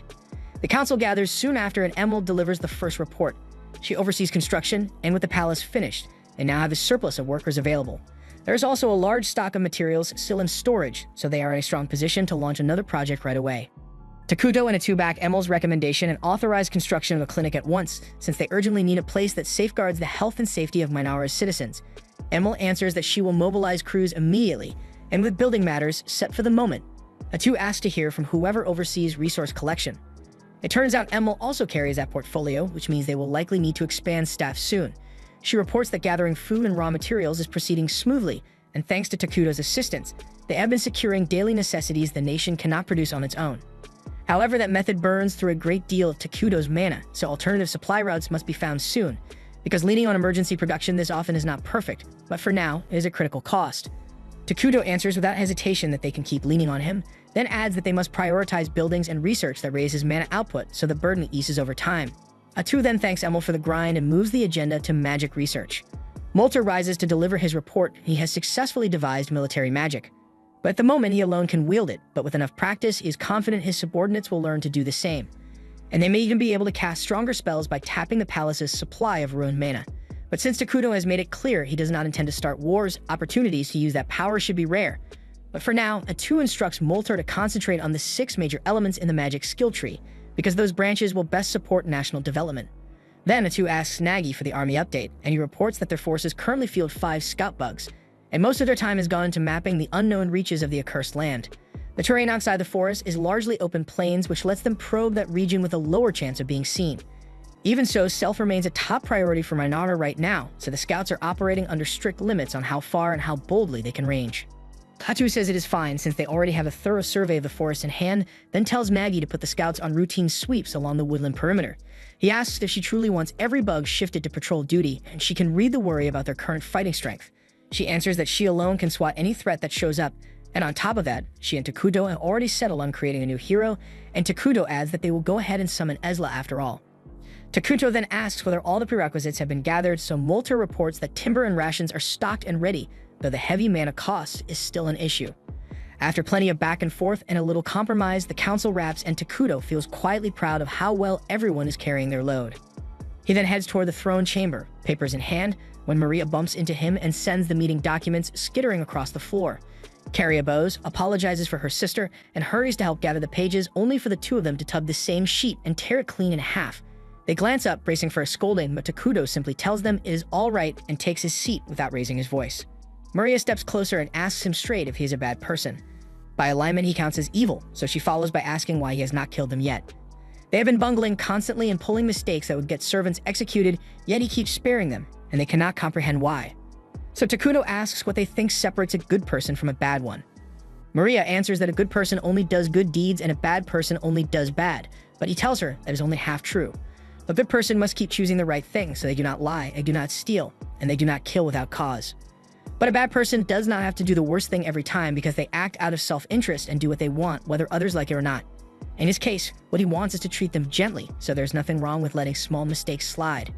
And he adds that he already noticed they have been staging some of those blunders on purpose to try to make him furious. The sisters finally confess that all the mistakes were deliberate. They kept poking at boundaries, hoping he'd lose his temper and end them because in their heads, what they did means they don't deserve to keep living. Takuto understands why self-forgiveness feels unreachable after something like that. He can't truly stand in their shoes, that he's certain their mother chose that sacrifice, so her daughters would continue, not vanish. He tells them plainly that they are free, and the truest way to honor her choice is to live fully, not shrink into guilt. The road ahead will be rough and uneven, and some days will ache more than others, but he promises to stay beside them at every single step and shoulder what he can. The sisters crumble, tears pouring as they wrap him in a tight embrace, clinging until the storm in their chests eases. A few hours later, Atu walks in and finds both girls asleep across Takuto's throne. A tiny flash of jealousy pricks her, but business comes first, and she reports to him that the survey on the nearby city is done. The nearby city is called Dragonten, and it belongs to Fonkaven, a neutral nation where multiple races live side by side. So Takuto thinks that this diversity should make talks and trade more manageable with them. But he also flags a concern because Dragonten sits way off the trade path, and that location worries him. Atu explains the reason for that location. There's a dragon vein mine beneath the area, and those veins are prized since they naturally generate mana. Strategically, securing such a source early would be huge, so she recommends moving to safeguard it as soon as they can do so wisely. But the report also notes that Dragonten is currently under assault by barbarian groups like ogres and goblins, and the defenders are clearly struggling to hold the line. Takuto asks whether the city has received any backup from its homeland, and as far as Atu can tell, no reinforcements have been dispatched, so conditions are improving, and if anything, they're sliding. Given that picture, he assumes refugees are already on the roads. If Minara opens its gates and shelters those people, they can strengthen their population while building goodwill with Dragonten, and down the line, that partnership could place the Dragon Vein mine within Minara's reach. Takuto then orders Atu to assemble an envoy at once, but on the road to the city, Atu's party runs into a band of beastkin in the middle of the wilds, and the tension spikes. Tonukapali, their leader, is terrified of Atu and the others, since a darkness so dense its visible clings to them. She works hard to keep things calm because her men are so petrified they might lash out at the two in fear, and that could get everyone eliminated. Atu is still under strict orders to keep Minara a secret, so she is preparing to erase every witness on the spot. Yet Pepe is too oblivious to grasp the danger she represents, and he casually asks her name and strikes up a conversation, a move so brazen and foolish that it catches Atu off guard and makes her stay her hand for now. In time, the two groups manage to reach an understanding, and Atu learns that Tonukapoli's party is actually an envoy from Dragonten. That turns out to be a lucky break since it saves her the trip, so she invites Tonukapoli and her people to come meet the king of Minara. Tonukapoli is a little on edge since any king who can command someone as vigorous as Atu is bound to be frightening. And when she finally meets Takuto, it is worse than she imagined because all she can perceive is an endless gulf of darkness, so she's really starting to regret the choice she made before. Then we see that before they cross paths with Atu, the group had been attacked by a giant out in the barren lands. So Pip, one of the staff bearers, used grass magic to locate the giant and drag it down. Sadly, with brain power apparently stuck in the single digits, he doesn't think things through, so instead of finishing the damn job, he stands on its chest and starts demanding applause for his magic. And predictably, the giant tears free and flings Pape aside. But just before it can crush him, Tonukapoli steps in and weaves grass and earth magic together, pinning the giant hard against a rock, then tells her men to kill it. Tonukapoli then turns around and smacks the shit out of Pape's head. and told him to quit acting like a damn fool, because as the lone junior staff bearer, people's lives may one day hinge on his choices. Pape says he will try his best, yet he plainly fails to grasp how serious his role is. If giants keep battering Dragonton, it is only a matter of time before the city is wiped out, and they have no clue what is provoking the attacks in the first place. Their lone lead is a rumor about a calamity surfacing in the accursed lands, so Anicaps said she planned to investigate and drill a little responsibility into Pape while she was at it. She dragged him along, and now she regrets that choice because one wrong move from him could get them all executed. Soon after, Pape blurts out and asks Takuto to be friends, and Anicaps panics, and speaking so brazenly to a king could merit execution. She apologizes and tries to cover for his outburst, but to her shock, Takuto actually seemed pleased by the offer and says he would be happy to be friends with him. Afterward, a welcoming banquet is prepared for Pepe and Anicaps' party, and once everyone takes their seats, Maria and Carria bring each of them a glass of apple juice. Anicaps sips and is astonished because she has never tasted anything this good, and the quality of the glassware here surpasses the work of the finest artisan on the continent. Pape loves the juice too, so he asks Maria for another pour, and before the extra drink even arrives, he bounds out of his chair and starts praising Maggie for his massive muscles. Then he goes to show off his magic to Moltar, and everyone lets him do as he likes, since Takuto seems fond of him. Takuto is struck by how effortlessly social Pepe is in any situation, and he is glad they managed to become friends, but he has never actually had a friend before and does not quite know what friends are supposed to do together. Then, while Anicaps scolds Pepe, Takuto caught his attention and asks whether he would like to play a game. The room falls silent for a moment because no one expected those words, and Takuto begins to feel awkward. Then Pepe cheerfully agrees to play with him, so the two of them sit down together to play. They start with a game Pape invents on the spot, where each of them takes a single blade of grass and they tug against each other to see which strand snaps first. Anicaps fears Takuto might feel slighted by such a simple pastime, yet he's clearly having a great time. They keep playing for a while, and Pepe tries several of the games Takuto dreamed up. He says it was a blast and even suggests Takuto could sell them in Dragonton, but Anicaps slices him off because it isn't Pepe's damn place to make important decisions on behalf of their city like that. Takuto is actually relieved that Pepe mentioned trade, since he's been planning to open negotiations with Dragonton for some time. But before he can move forward, he knows he'll have to put aside their personal friendship and approach the matter purely as a ruler. After they finish eating, Atu calls Anicaps over and asks her straight out why she came to the accursed lands in the first place. The question clearly unsettles her, but she answers honestly. Her homeland has been under relentless assault from the barbarians. Atu is startled that the barbarians are striking Dragonton when they typically steer clear of big cities, and Anicaps says that is exactly why she came to uncover what could be driving their behavior. Takuto then asks if that means Dragonton lacks the military strength to fight the barbarians effectively, and Anicaps' pulse jumps because if he learns how bad things are in Dragonton, Minara might decide to overthrow them rather than negotiate.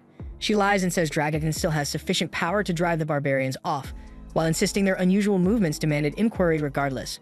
Her explanation convinces everyone that Dragonton can still handle itself. But then Pepe, bless his big mouth, blurts out that he's confused, since earlier Anicaps told him they were here because Dragonton would be doomed if they don't learn why the barbarians are attacking. Edo can't help pitying Anicaps for having to wrangle Pete constantly, but she and Takuto make it plain that they have no designs on Dragonton so she can relax. For the moment, their attention is fixed on internal rebuilding, so launching wars or swallowing neighbors isn't on the agenda. The barbarians, though, are a different matter, and that threat cannot simply be shrugged off. Because if Dragonton were to collapse under the barbarians, Minara sits next door and would be the next target, which makes the problem theirs too. Anicaps is startled and asks if that means they're prepared to step in, because after overstretching to build a town by the Dragon Vein, Dragonton will topple if nothing changes. Atu turns to Takuto for the call, and he says he wants to stand by his friend, so he is willing to provide whatever aid is needed. Thrilled, Anicaps still asks what he wants in return, since the idiot Pape has already blurted how damn desperate Dragonton's situation is. Atu answers without ceremony that they want the Dragon Vein, and Anicaps had prayed that it would not come up, yet in her current bind she cannot refuse. Atu adds that there is no need to fret since she and Takuto are fine with joint stewardship of the Dragon Vein with Dragonton. For now their mana demand is small, but they want the exclusive right to decide the Vein's elemental conversion. That revelation stuns Anicaps because Minara already has the method to convert raw mana into elemental power, a milestone that would have taken Dragonton 10 more years. It becomes obvious that Minara's society is well ahead of theirs, so an alliance would pay huge dividends. Even so, tradition says the call belongs to Pepe. And he may be a fool at times, yet as the youngest staff bearer, he is by extension the nation's future ruler. He also reads people well, so she asks if he wants to proceed with the alliance, and Pepe says he wants to be buddies with everyone in Minara. And with that settled, the two realms make the alliance official. Not long after, Atu convenes a strategy session to lock in the terms with Dragonton. Minara will ship a stream of consumables to their city, and in return, Dragonton will deliver metalware and everyday essentials. Molter welcomes the arrangement. Until now, they had leaned on Takuto to furnish those supplies, but the standout gain is direct access to the Dragon Veen. Credit also goes to Pepe, because if he hadn't blurted out Dragontan's true condition, Tonocopoly's bluff confidence would have held and diplomacy would have gone nowhere. In that case, Dragontan might have collapsed long before Minara could lend any help. Takuto even wonders if Pepe is actually a fool or if he nudged events on purpose to reach the best result. Switching topics, Atu says they need a plan for managing relations with Dragontan from here on. Maria and Curia trade, puzzled looks, and ask whether anyone actually knows what Dragontan is like as a country. They chase the negotiations so hard they forgot they have never set foot there, and real alliance maintenance means understanding an ally's culture and values. When Takuto was playing the game, forging friendship took a single tap, so it never occurred to him that keeping it now would demand sustained effort. Given the gaps, Atu proposes their first move be to scout the capital Crescent Moon, even though it sits far from Minara. However, a detailed look would take quite a while, so Takuto suggests postponing that for now, since the immediate priority is helping Dragontan repel the giants. Even so, Molter reminds them that visiting another nation isn't something you just do, there are protocols to follow. Maria and Curia then raise their hands and ask if they could simply go for fun, and childish as it sounds, the idea is actually smart. If they treat it as a friendly call before sending an official mission, they can set out immediately. Molter then volunteers to go, but Takuto feels he's far too senior to serve as a courier. To the other side, Molter would read as Minara's top arcane chancellor, which makes him a non-starter. The same logic applies to Nagi and Emil, whose posts are equally critical. What they need is a trusted face that Takuto can vouch for, who is not overly high in rank. And right on cue, Maria and Curia lift their hands to volunteer. Takuto turns the idea down on the spot, worried the trip could be risky. Atu offers to take the assignment, but Molter reminds her she is Takuto's most trusted confidant, and aside from Takuto, arguably the most indispensable person present. Maria and Curia then step up to Takuto and remind him that he granted them the freedom to make their own choices. So right now they want to do everything they can to help him, even if it is risky. Takuto hesitates to approve the mission, but he cannot bring himself to refuse those earnest faces, so he eventually agrees to let them go. And Atu sulks, jealous that Takuto yielded to someone else's cuteness. Emil still voices concerns about sending the pair alone. Takuto says it is fine since he already has skill escorts in mind. After the council breaks, Takuto returns to the throne room, and Atu is still pouting about his capitulation to Maria and Curia's request, leaving him unsure how to proceed. He turns to Maria for advice, and she says he should tell Atu exactly how he feels, so he decides to give it a try. He walks up to Atu and apologizes for making her feel uncomfortable, but she does not need to fear about being replaced because he is extremely thankful for everything Atu does for him and for the fact that she is always at his side. So he tells her there is no one he would rather be with, and that is all Atu needed to hear. In fact, she is already picturing a happily married life with Takuto, and while he has no freaking idea what is running through her head, he is simply glad she is no longer upset. A little later, Takuto leaves Maria, Curia, and Atu to the clinic, though none of them understands why he brought them there since no one is ill. Takuto explains that the clinic was inexpensive to build, so he went ahead and put it up on a whim. But since Maria and Curia will soon head out on a mission, he figures he may as well assign the new plague doctors he created to escort them as protectors. Takuto then opens the door and presents the new doctors, explaining to Maria and Curia that these individuals weren't just skilled in treating wounds and curing ailments, they were also fully trained to fight and defend them during their journey. Atu stepped forward, formally assigning the medics to act as bodyguards during their expedition to Dragontan. Beyond protection, their mission also included observing the local customs and learning as much as they could about the region's way of life. The medics responded with eagerness, promising to integrate smoothly into human society and absorb as much knowledge as possible. Takuto, pleased by their energy, decided to reward their enthusiasm early. He announced their new names, Ichiro, Jiro, and Saburo. The three were thrilled to receive official titles and expressed their gratitude with excessive excitement, so much so that both Takuto and Atu began second-guessing whether they were the right picks for such an important job. Curia didn't seem too impressed either, but Maria is clearly enjoying the chaos and plays along with their over-the-top behavior. Elsewhere, deep within the city of Dragontan, the mayor, a high-strung elf named Antic, was reaching her breaking point after days buried under endless paperwork. She'd accepted the mayoral role hoping to escape the stiff politics of elven society and maybe find a decent guy to settle down with. Instead, she'd ended up with chronic back pain from sitting too long, a growing dependence on alcohol, and a crushing workload. And just to make things worse, she'd recently been informed that she was expected to collaborate with a mysterious group known as the Forces of Darkness, specifically some unknown nation called Minara. Right as she was mid-rent, a knock came from her office door, making her jump. In her frustration, she snapped and told her assistant to leave her alone. Realizing she overreacted, she quickly composes herself and asks what's going on, and her assistant reports that some individuals were waiting to speak with her. Antic asked if they had an appointment, and they didn't, so she scoffed and said her time was far too important to waste on unannounced visitors. But when the assistant mentioned that the guests were representatives from Minara, Antic immediately changed course. Understanding the weight of the visit, she sprang into action, prepared some tea, and headed off to meet Maria and Curia face to face. When Antic arrived at the designated meeting room, she presented herself as Dragontain's mayor and gave her guests a formal welcome. However, the three dark-cloaked figures standing silently behind Maria and Curia immediately unsettled her because she hadn't expected them. She couldn't help but question what Tonukapoli had been thinking when arranging a deal with people like this. Still, it was her duty to handle the situation, so she composed herself, took a seat, and thanked them for making the long journey. Maria and Curia then introduced themselves as official envoys of Minara, and Antic responded with polite compliments, acknowledging their manners. But beneath her composed expression, she was far more focused on the fact that they're dark elves, and that alone would have been enough to make her wary. She also found the trio standing behind them suspicious and silently guessed they were elite assassins. Still, she buried her doubts and continued the meeting with a friendly attitude. She apologized for not arranging a proper reception, explaining that their arrival was unexpected, but Maria and Curia assured her that it wasn't an issue. As Antic reflected, she remembered something Tonukapoli had mentioned before: two dark elf twins being personally trained by the king of Minara, marked as future leaders. Now that they were sitting directly across from her, she felt her nerves spike. One wrong move and she could be responsible for sabotaging Dragontain's diplomatic future. Trying to stay calm, she asked what brought the pair to her city. The question caught Curia off guard since their visit wasn't tied to any official mission, and she struggled to come up with a response. Before the silence grew awkward, Jiro stepped forward and explained that they had come at the invitation of staff bearer Pebe, who had invited them for a visit. He clarified that this was a cultural exchange, more like students on a study tour, and not a formal diplomatic trip. Antic felt a wave of relief. If this wasn't the beginning of any official negotiations, and the pressure was far lower. That made things much easier to handle, but even so, she knew she still had to be cautious not to offend them because one misstep could cause serious fallout. So she smiled and told Maria and Curia they were more than welcome to stay as long as they liked. In fact, she offered to personally show them around the city if they were interested. When the twins asked if that was really all right, Antic reassured them that she knew the city better than anyone and would make an excellent guide. Deep down, she hoped this would help strengthen Dragontain's ties with Minara, and truthfully, it also gave her a perfect excuse to escape her mountain of paperwork, and there was no way in hell she'd pass up a chance like that. The group then sets off into the city, with Antic enthusiastically taking the lead and spending the entire day giving Maria and Curia a full tour of Dragontain.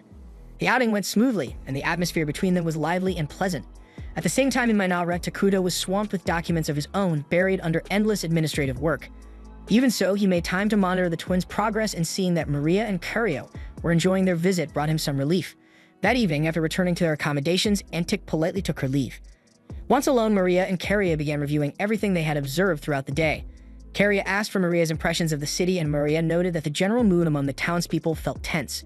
The overall sentiment was one of fear, concerns about food shortages, rumors of an impending enemy assault, and a sense of abandonment. The medics were surprised by how much Maria had picked up, especially since they hadn't seen her interacting with anyone directly. But Maria had a natural ability to read the emotions and atmosphere of others, and her insights were rarely wrong. The trio was impressed, though confused when Jiro remembered something odd. He reached into a pouch and handed Maria a small bag. Inside was a leafy plant, which Maria identified as popple grass, a highly dangerous and addictive substance that most nations had outlawed completely. Jiro explained that he'd unknowingly purchased it from a shady vendor in a narrow back alley, but once he realized what it was, he scolded Maria, telling her to toss it out immediately because narcotics were off limits. However, the bigger concern wasn't that Maria had acquired it, it was how easily accessible the drug had been. Something like popple grass shouldn't have been anywhere near the public, let alone sold so openly. After discussing the situation, they all agreed. Someone within Dragontain had to be cultivating and distributing the illegal herb, and that posed a serious problem. Curia was especially troubled, considering how hard Antic was working to hold the city together, so the idea that this was happening right under her nose was disheartening.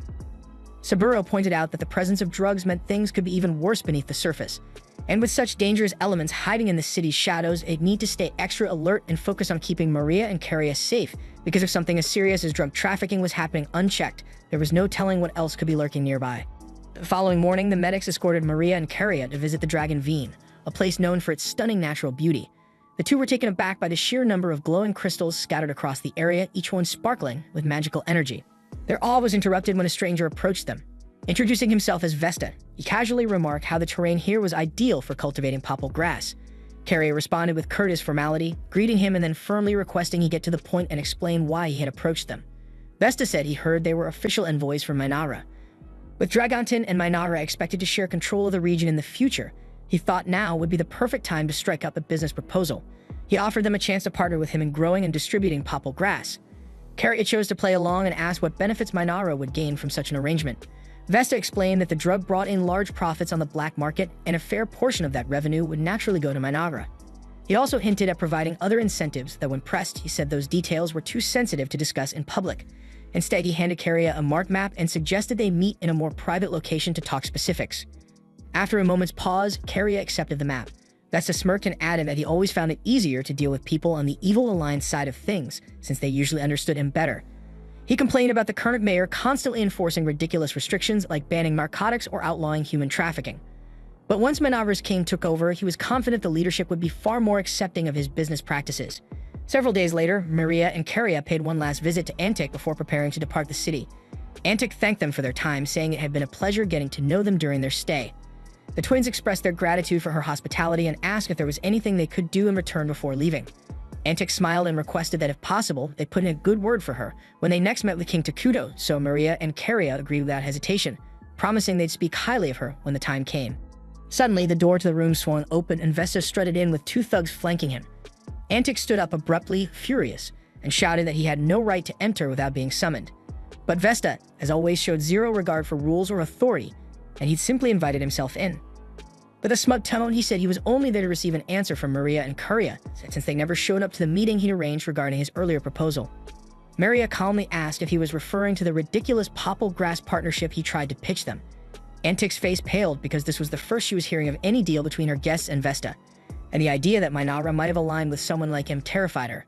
Because if Vesta managed to drag that kingdom to his side, it could spell disaster for Dragonton. Maria picked up on Antic's distress and reassured her immediately. She said there was no need to worry because they'd never aligned themselves with filth like Vesta, and they thought it would be obvious to him that their absence from the meeting was their answer. Carria then asked Antic if it would be acceptable for them to handle the situation themselves. Though Vesta was clearly detestable, she wanted to avoid causing an international stir by taking unauthorized action. Antic told them they were free to do as they pleased because Vesta had been a menace to the city for too long, and it was about time someone put him in his place. On cue, the medic stepped forward, ready to deal with him. But strangely, Vesta didn't look intimidated in the slightest. In fact, he grinned with confidence and held up a syringe, and inside were concentrated extracts of the popple plant, and according to him, a single dose was potent enough to turn anyone into a hopeless addict with no will of their own. Maria and Carria exchanged a look because they knew exactly what his plan was and came here intending to use the drug against them, so they asked if he really thought through what he was doing. Sure, they might seem like harmless girls, but laying a hand on them meant declaring war on the kingdom of Minara, and their king Takuto wasn't someone to cross lightly. But Vesta, blinded by arrogance, believed he could simply control the situation. His brilliant plan was to enslave Maria and Carria with the drug and use them to blackmail Takuto. What he didn't factor in was the presence of the 3 loyal guards standing between him and the girls. He handed the sirens to his men and ordered them to seize the twins. But before they could make a move, a sword flew across the room and embedded itself into the wall, mere inches from Vesta's head. Spinning around in shock, he found his henchmen lying in mangled heaps, taken down in an instant. Back in Minara, Takuto was enjoying a peaceful tea break with Atu. He looked quite satisfied, reflecting on how useful the medics had turned out to be during Maria and Carria's mission because their contribution had far exceeded his expectations. And speaking of them, Emil was still curious about Takuto's decision and asked why send medics along with the twins instead of a standard squad of warriors. So Atu clarified with a calm smile that the 3 weren't ordinary healers. They adored humans and demi-humans, perhaps a little too much. Though masters of medical science, they had a dark side as well. While they could stitch a body back together with expert care, they also had a habit of snacking on brains every now and then, so when provoked, they were utterly terrifying. At the same time in Dragonton, the so-called medics had just finished slicing Vesta's henchmen apart with clinical accuracy. Now the trio was bouncing gleefully around the room, holding up pieces of flayed skin like prize trophies for their collection. Antic dropped to her knees in horror, paralyzed by the sight of the medic's true nature. So Maria walked over to gently console her, trying to calm her nerves even as the medics danced with a freaking human skin. As for Vesta, no amount of pleading would save him now. Trembling, he begged for mercy. But Carria stepped forward with cold finality. She told him that his involvement in the drug trade wasn't her concern because that alone wouldn't have earned her wrath, but the moment he dared to threaten her sister, tried to use mind-controlled drugs on them, and worst of all, insulted their glorious king Takuto, he sealed his own fate. So without a trace of sympathy, Carria gave the order, and minutes later, Vesta was gone. In his place stood the 3 medics, now cheerfully dressed in fresh skin suits crafted from Vesta himself, and Antic could barely process what she was seeing. So Carria turned toward her and offered a lighthearted apology for the mess in the office. She even asked if Antic would like them to cover the cost of cleaning, but Antic, barely keeping it together after literally shit herself, quietly muttered that it wouldn't be necessary. Carria thanked her warmly for her understanding, flashing a sweet, innocent smile. But in the wake of what just happened, that damn smile felt even more disturbing than the scene of dismembered corpses.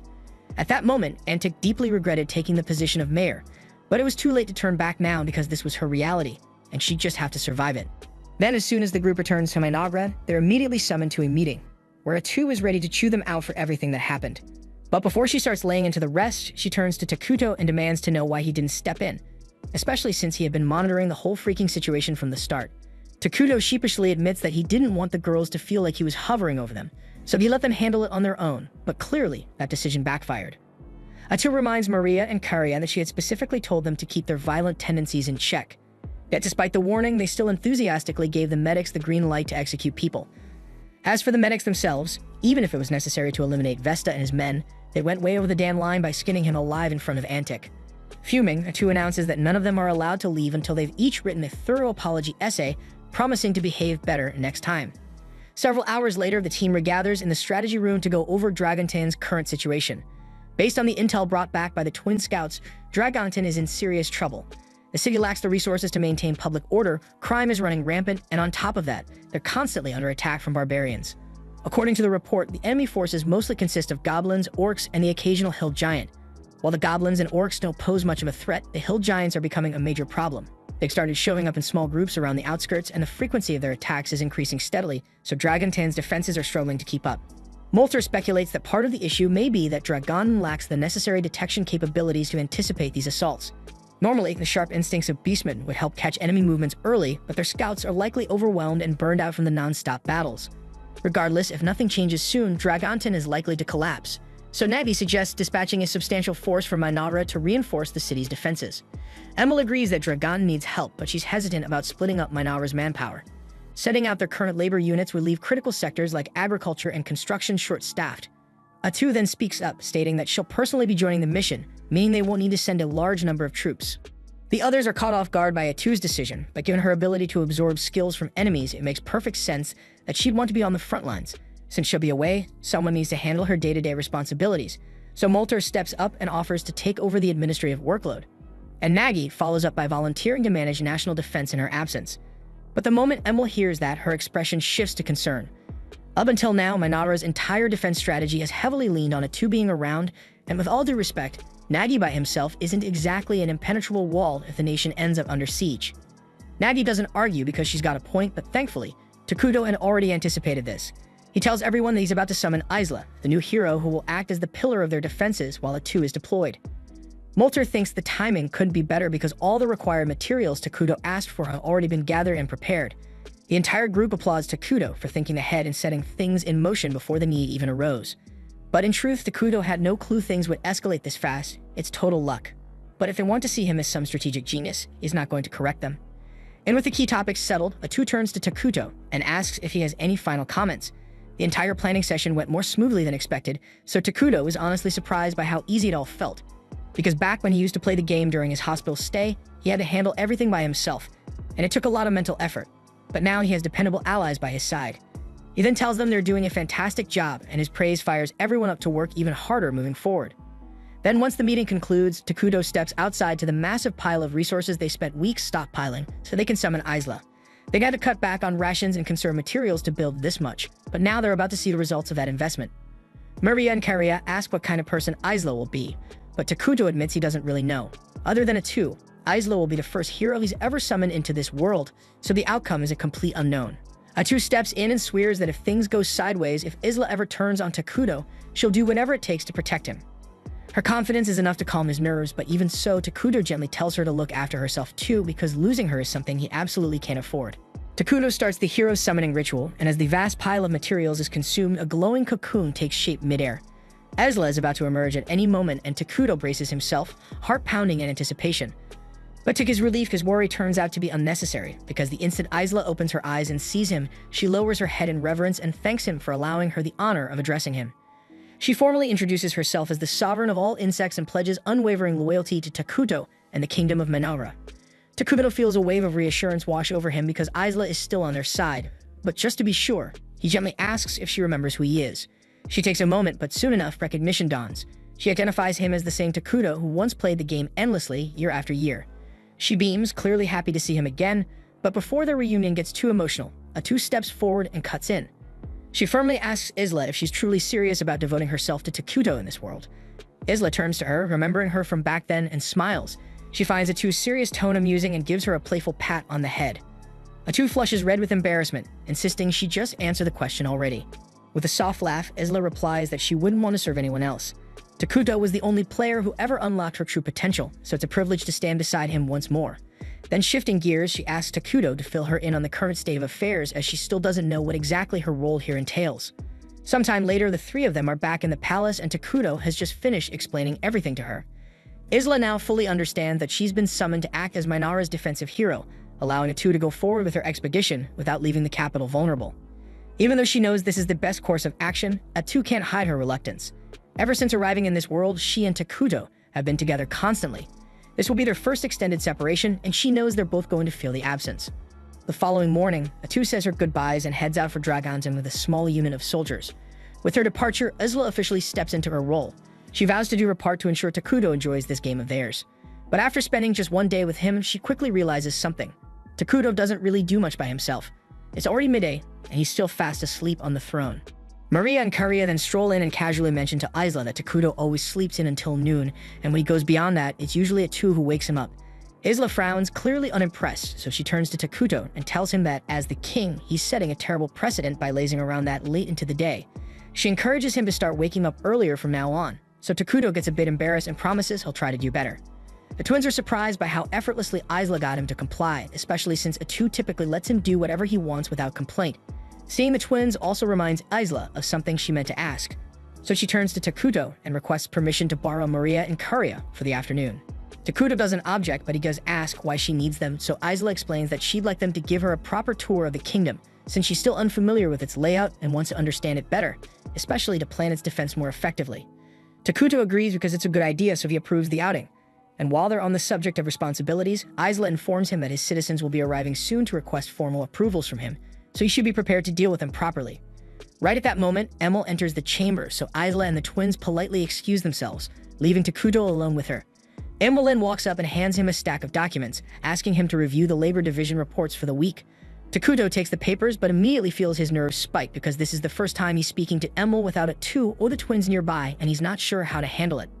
After a few moments of silence, Emil notices his hesitation and asks if there's an issue with her proposal. Takuto quickly shakes his head and tells her that the report looks solid, and he actually thinks her resource allocation is well balanced. However, he asks that starting next week, she scale back the amount of resource collection because now that Isla has been summoned, they don't need the surplus anymore. So Emil nods in understanding, thanks him for the input, and promises to make the adjustments right away. But Takuto is already mentally drained from that short exchange, and unfortunately, there are still a whole bunch of meetings lined up today, so it's shaping up to be a long one. At the same time, Isla is out strolling with the twins, and she asks them to give her a full tour of the facilities around Minara.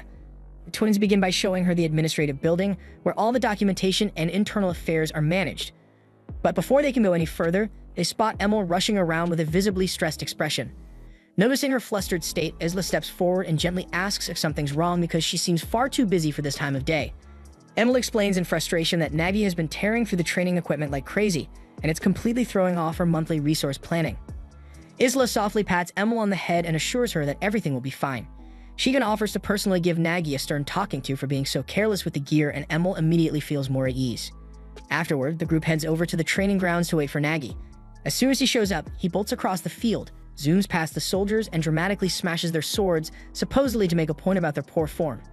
And this was exactly the behavior Emil was venting about earlier, so Isla approaches him calmly and questions whether destroying their equipment was truly necessary just to make his message clear. Nagi quickly starts stumbling through an apology, saying he got a little too into it during the training session and didn't realize how excessive he was being. Isla places a reassuring hand on his head and says it's alright, so long as he understands the damage he caused. Still, she urges him to be more thoughtful moving forward. Just then, a bell rings in the distance, so Isla turns to the twins and asks what the sound means, and they explain that it signals the start of dinner. They invite her to come eat with them, and soon, everyone gathers in the central square for the communal meal. Meals are held like this because it helps reduce waste, because preparing food for everyone at once is far more efficient than having individuals cook separately. The Dark Elves approach Isla and inform her that a grand dinner has been prepared in her honor, should she choose to attend. They insist that she dine with the fine plates and utensils reserved for high-ranking figures, saying it would be improper for someone of her status to use standard cutlery. But Isla gently declines and reminds them that she's the defense hero of the kingdom, and that role means protecting the people. To serve properly, she believes it's essential that she experiences daily life the same way they do. Later in the middle of the night, Isla goes for a quiet walk through town, using the time to brainstorm potential defensive plans for the kingdom. As she passes by Maria and Carrie's residence, she hears faint noises coming from inside. Curious, she steps in to investigate and is surprised to find the twins curled up in a corner quietly sobbing. Concerned, Isla gently asks what's wrong, so the girls explain that they had a dream, and now they can't fall back asleep. Isla crouches beside them and softly offers to listen if they want to share. The twins nod and begin describing how every few nights they dream about their mother, replaying all the happy memories they had with her. But every time they wake up, the pain of reality hits again. They remember that she's gone, and that sorrow always lingers afterward. However, they quickly add that since meeting Takudo, those dreams have become far less common. In fact, this was the first time in a long while that it happened, so they reassure Isla that she doesn't need to worry too much. Still, Isla can't help but feel protective, and she gently suggests staying with them for the night, just in case the dreams come back. That way, if they wake up scared or upset again, she'll be right there to comfort them. The twins feel much more at ease with Isla nearby and manage to fall asleep with a sense of security. The following day, Isla meets up with Takudo to go over a few topics. After some discussion, they both agree that establishing a school or academy should be the next step in their construction plans. With no current wars or immediate threats, there's little reason to expand their military. Focusing on education makes more sense right now. While on the subject of conflict, Isla asks how Atu is doing over in Dragonten, so Takudo closes his eyes and taps into their shared connection to check in on her, and what he sees instantly perks him up because Atu seems to be in a rather entertaining situation at the moment. And we see dozens of giants barreling straight toward Atu, and for most people, that would be a nightmare. But for her, it's hardly a challenge. With a relaxed flick of her tentacles in their direction, the entire wave of giants is reduced to bloody chunks in an instant. Antic watches from behind, caught between awe and horror. Honestly, it's more horror, especially since this show force is even more terrifying than what happened during the medic's incident. Atu notices that Antic looks like she's on the verge of a breakdown, so she kindly tells her that she can take a breather if she wants because there's nothing left to worry about on the front lines, and Antic is clearly relieved and thanks her for the gesture. Later on, Atu takes a seat beside Molter while the townsfolk of Dragonten show unexpected kindness toward them. One of the citizens even brings Atu a refreshing drink to help her relax. Molter had assumed that, after witnessing her full transformation, the people would be too scared to even come near her. But surprisingly, they've adapted quickly. Oddly enough, the credit goes to Pepe, who casually compared her to an octopus when Atu first revealed her real form. Since then, the people of Dragonten have just accepted her as some kind of octopus demi-human. Atu finds that description mildly insulting, but at this point, correcting everyone would be more trouble than it's worth, so she just rolls with it. Shifting focus, Molter asks how her project of absorbing abilities from the fallen giants is going. Atu responds that it's going better than expected. The skill sets these giants possess turned out to be far more impressive than she initially imagined, so she's gotten a lot of mileage out of them, though she still can't figure out how they even gained those skills to begin with. Right then, Atu picks up on something unusual. Her gaze shifts toward the horizon, where she spots a lone giant making its way toward the city. And this leads right back to one of the strange problems surrounding the giants. No matter how much effort they pour into surveillance, no one, not even Atu or Molter, ever notices these giants until they're practically at the city gates. Moments later, Antic rushes in with a report about the incoming threat. She hurriedly informs Atu, but Atu cuts her off mid-sentence, saying there's no need to worry because she'll take care of it personally. And then Atu charges out toward the battlefield, leaving Antic stunned. She worries that Atu might be rushing in without thinking it through, but Molter calmly assures her that no creature as weak as a hill giant could possibly take Atu down. He says they should just stay put, and she'll be back shortly after finishing the job. Still, just standing around would be boring, so Molter decides to help speed things up. He pulls out his staff and begins chanting the new spell he recently learned, Land of Ruins. Then a dense, ominous fog spreads out around the approaching giant. Inside this zone, any allies receive powerful buffs, while enemies grow significantly weaker. With the field tilted in Atu's favor, the fight should be over before anyone even blinks. Atu gladly takes advantage of the support spell and wastes no time drawing her blade, unleashing one of the sacred sword techniques she acquired to slice the giant cleanly in half. It's all going according to routine, and Atu prepares to turn back toward the city until something odd catches her eye. Instead of a corpse, the remains of the giant vanish into thin air, and in their place, a pile of gold coins materializes on the battlefield. She immediately contacts Takudo to report the anomaly, but he's just as puzzled as she is. This sort of thing never happened during any of his sessions with Minara when it was still a game. She then checks with Molter to see if this was some hidden mechanic or local phenomenon, but he's equally baffled. Not only have they never seen coins appear like this before, but the patterns engraved on them are completely unfamiliar, making it impossible to trace their origin. That's when Takuto gets an idea, and he asks Atu to link her vision with his so he can get a direct look at the coins. Once her sight is shared, Takuto studies the markings carefully, scanning his memory for anything even remotely similar. After a bit of thinking, he recalls an RPG played in the past called Brave Questus, and he's certain that game used coins bearing this exact crest. At the same time, far to the north, in a ruined city left in the wake of Arakino's destruction, the saint and her holy knights are making their way through the devastated streets. But just as the knights begin to assess the situation, their heads explode simultaneously. And the cause, of course, is none other than Arakino herself. This is now the 17th encounter between her and the saint, who still can't understand how this lunatic keeps coming back to life. Arakino responds mockingly, stating that she has indeed died 17 times so far at the saint's hands. But if they're talking about records, Arakino thinks it's a little unfair how insanely strong the saint is. Arakino's no weakling, but she's never gotten close to winning, and her deaths are always painfully brutal. The saint cuts her off, accusing her of stalling for time, which Arakino admits is true. With her trick exposed, she immediately begins manipulating the corpses around them, including the recently slain knights, raising them all at once and sending them to attack. The saint is visibly disgusted by the display, but still, her resolve is unwavering. So she grips her staff and calls forth a searing inferno that wipes out the reanimated bodies in one burst. With nothing left standing, she rushes Arakino and drives her weapon straight into her chest, killing her again, and this time for the 18th time. Even as Arakino's body crumbles, the saint knows this won't be the last encounter because her adversary always finds a way to return. But for now, this victory gives her the time she needs to finally craft a plan that might end it once and for all. At the same time, back in Dragonton, an enormous force of giants has suddenly emerged near the outskirts of the city, and the guards stationed on the walls are in full panic. None of them have ever witnessed such a massive horde of giants gathered in one location before. At this point, Takuto has come to a realization that the army attacking Dragonton must have originated from the world of Brave Questus, a game where players assume the role of a hero destined to defeat the Demon Lord. The lack of any warning signs before the giants show up now makes sense, considering that enemy encounters in that game were completely random. Isla had always considered the possibility that they'd eventually face opponents who were summoned into this world just like they were, but she never once imagined that those enemies would come from a completely different game genre. The structure and mechanics of Eternal Nations are drastically different from those of Brave Questus, but Takuto has first-hand experience with both titles, so he already knows exactly what needs to be done. On a ridge overlooking the city, the two masterminds behind the siege, Flamin and Ice Rock, are busy discussing their next move. It turns out they've been given total freedom to use any means necessary to conquer territory in the name of the Demon Lord. Since their arrival in this world, they've been incredibly lucky because all the goblins and giants nearby joined their demon army without resistance, giving them a sizable force to use in their campaign to dominate the land. Still, as Ice Rock reflects on things, he remembers that their entire lives used to revolve around conquering the game world of Brave Questus before being dragged into this new reality. Now that they're here, is it really worth abandoning everything they built in the old world to take over this one? The thought lingers for a moment, but Flamin couldn't care less because deep thinking isn't his thing. He tells Ice Rock that the only thing that matters now is obeying the Demon Lord's will. And with that, the two prepare to bring destruction to Dragonton and flood the land with despair. At Ice Rock's command, the horde of monsters surges forward toward the city, and then he asks Flamin if he plans to join the battle. But Flamin waves him off, saying he'll sit this one out and leave the glory to Ice Rock. Grateful, Ice Rock leaps down onto the field, eager to lead the assault, while Flamin stays behind to begin executing his side objective for this mission. Down below, Ice Rock rallies his troops and instructs them to raise the city. But before the siege can fully begin, a dense, dark smoke spreads across the battlefield. And the moment it settles, the monsters begin coughing and wheezing, choking on the toxic air. Ice Rock and his mage assistant are taken aback because they've never seen a magical effect like this before. But judging by how the neutral creatures are suffering while those of evil alignment, like Ice Rock and the mage, are becoming stronger, the assistant quickly deduces that the spell must be tailored specifically to empower dark-aligned combatants. Then at that moment, one of Atu's tentacles pierces clean through the assistant mage's torso, ending him on the spot. With him out of the way, her focus shifts to Ice Rock.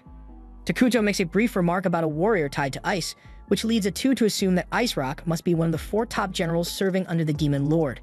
Ice Rock, now visibly agitated, demands to know how she uncovered his identity so quickly, and Atu casually explains that she's a hero unit from the game Eternal Nations, acting under the divine will of her magnificent ruler, King Takuto. And honestly, there's no point in dragging the conversation out because she intends to eliminate every last one of them anyway. Back near the city's defenses, Antic rallies the troops and instructs them to release a volley of arrows at the incoming horde. But the result is so underwhelming that she immediately scraps that idea and commands everyone to begin evacuating the city. Right then, Molter arrives and can't help but chuckle at Antic for already thinking of retreat, but she argues it's the only choice left. For now, his enchantment has slowed the enemy's advance, but it's only a matter of time before it wears off. And once the army reaches their gates, there's no way in hell they're holding it back. Molter understands her fear, but he tells her she has nothing to worry about. Atu is already out there, tearing through the enemy, and as long as she's on the field, they can't lose. And soon enough, she'll remove the enemy's commander from the equation, and without their general, the monster troops will collapse into chaos. Then from there, Dragontin's soldiers should be able to clean up the rest without much issue. Antic is shocked by how composed Moltar is in the middle of a situation this dire. But when she looks toward the front lines and sees Atu shredding through the enemy like a force of nature, it all makes sense and everything Moltar said was true. And now she's left wondering just how terrifyingly powerful the nation of Minara really is. Meanwhile, Ice Rock is being completely humiliated. Atu weaves through his strikes with ease, eliminating enemy units left and right as if this were a game to her. Ice Rock is at a loss because he hasn't even landed a single hit, and yet she's dominating the entire fight. But what he doesn't realize is that she's following the battle strategy Takuto devised. See, Brave Questus operates on a roleplay-focused combat system built for small skirmishes, while Eternal Nations is a civilization-level strategy sim. That means warriors like Atu can engage across vastly larger zones than anyone coming from Brave Questus could ever imagine. Ice Rock shouts at Atu, demanding to know why she's even bothering to get in his way. He points out that she's clearly from the evil faction, so she should naturally be on his side, helping the Demon Lord take over the world. Honestly, there was a time when Atu and Takuto considered going the world domination route, but they dropped it pretty fast because it sounded like way too much effort. Atu's already drowning in paperwork just running one kingdom, so why the hell would she want to manage the entire world on top of that? The mention of paperwork completely loses Ice Rock, who didn't even know such a thing existed. So Atu asks him how he planned to run the world after conquering it. She chuckles and says he probably came straight out of one of those RPGs where nobody bothered writing a backstory for the mid-boss. Ice Rock has no clue what RPG even means, so Atu tries to jog his memory by reminding him how many times he's probably been obliterated by some random hero over and over again in a game. She tells him he's nothing more than a filler mid-boss meant to lose, and as much as she'd love to say she relates, she can't really sympathize with a walking loser like him. All the while, she's deflecting his strikes like it's nothing. Ice Rock starts to lose it and screams that he'll crush anyone who stands against his great demon king, but Atu just laughs and says the only real ruler here is Takuto, the supreme leader of Minara. Then she notices that Ice Rock is charging up an attack, and she thinks to herself how silly he must be if he expects to land such a predictable blow. But as she tries to step back, she suddenly realizes her feet won't move because he's frozen them solid with frost. She didn't see that coming, and now she's wide open as Ice Rock's axe comes swinging down. The hit actually lands, and it seriously messes her up. Ice Rock feels like a champion for finally doing real damage.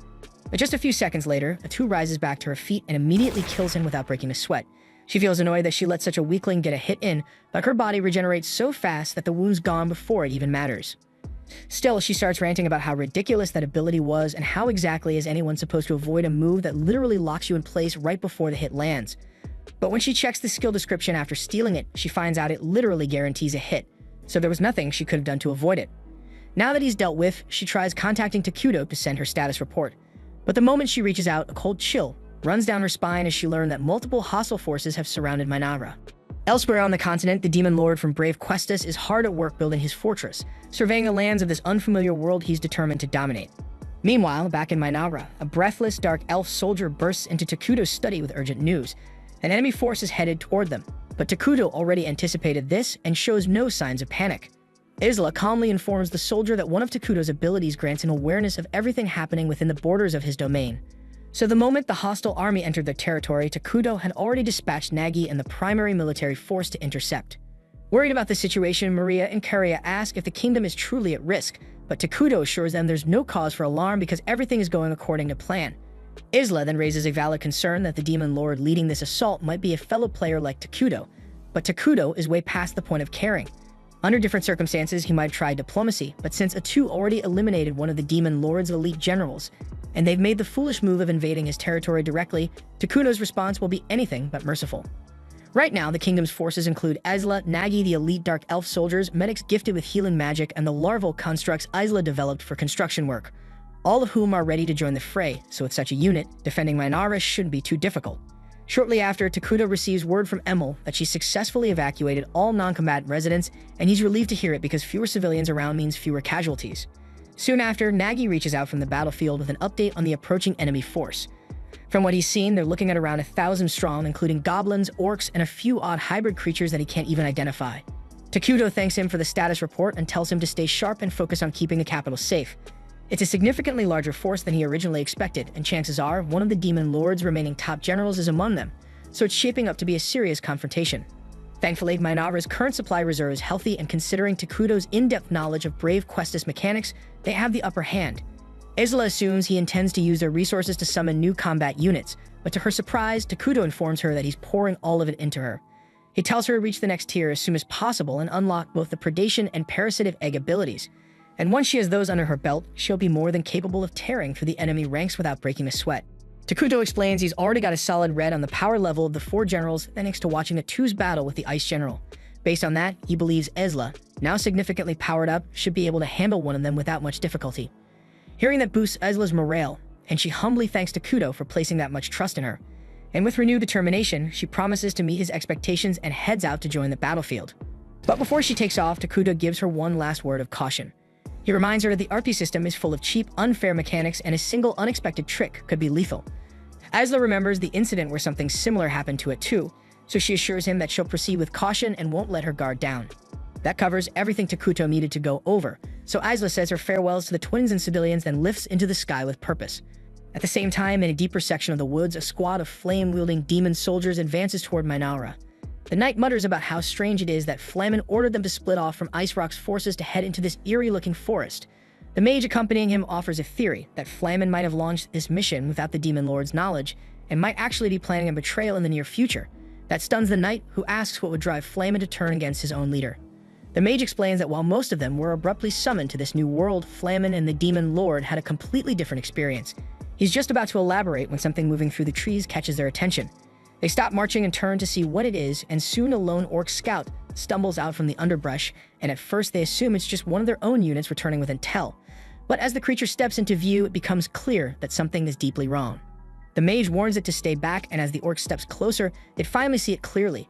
Its entire body is covered in throbbing, tumor-like bulges. The orc begs them for help, not understanding what's happening to him, but by then it's already too late. In a gruesome moment, countless of Isla's larvae burst out from every inch of the scout's skin, swarming toward the fire soldiers like a living storm. The squad breaks into panic, slashing at the swarm in desperation, but there are far too many to handle, so the mage shouts for everyone to fall back and regroup outside the forest, hoping to escape the ambush. But just as they start to retreat, a mocking voice calls out from the trees, ridiculing them for trying to run away so quickly. That shit only pushes the troops into full-blown panic, and both the knight and the mage shout at the unseen attacker to reveal themselves. But what they definitely didn't expect was a freaking 10-foot-tall mantis stepping out of the shadows. As Isla emerges from the tree line, she taunts them, saying that if they truly wanted to call themselves creatures of darkness, they should have fought with more cruelty and precision, something she's about to demonstrate firsthand. Needless to say, they never stood a chance, because within moments, the entire squad lay slaughtered, and Isla is left wondering if it's even worth consuming their remains since they don't look like they provide much nourishment. But right then, her senses pick up something strong heading her way. She turns toward it and asks whether the newcomer intends to avenge the soldiers she just butchered. But Flamen admits that he doesn't give a damn about them, and he introduces himself as one of the demon lord's 4 generals. Isla perks up at that, genuinely pleased that one of the big shots came to her instead of making her track him down, which saves her some legwork. Flamen is startled that Isla knew he'd be here, but she calmly explains it was only logical.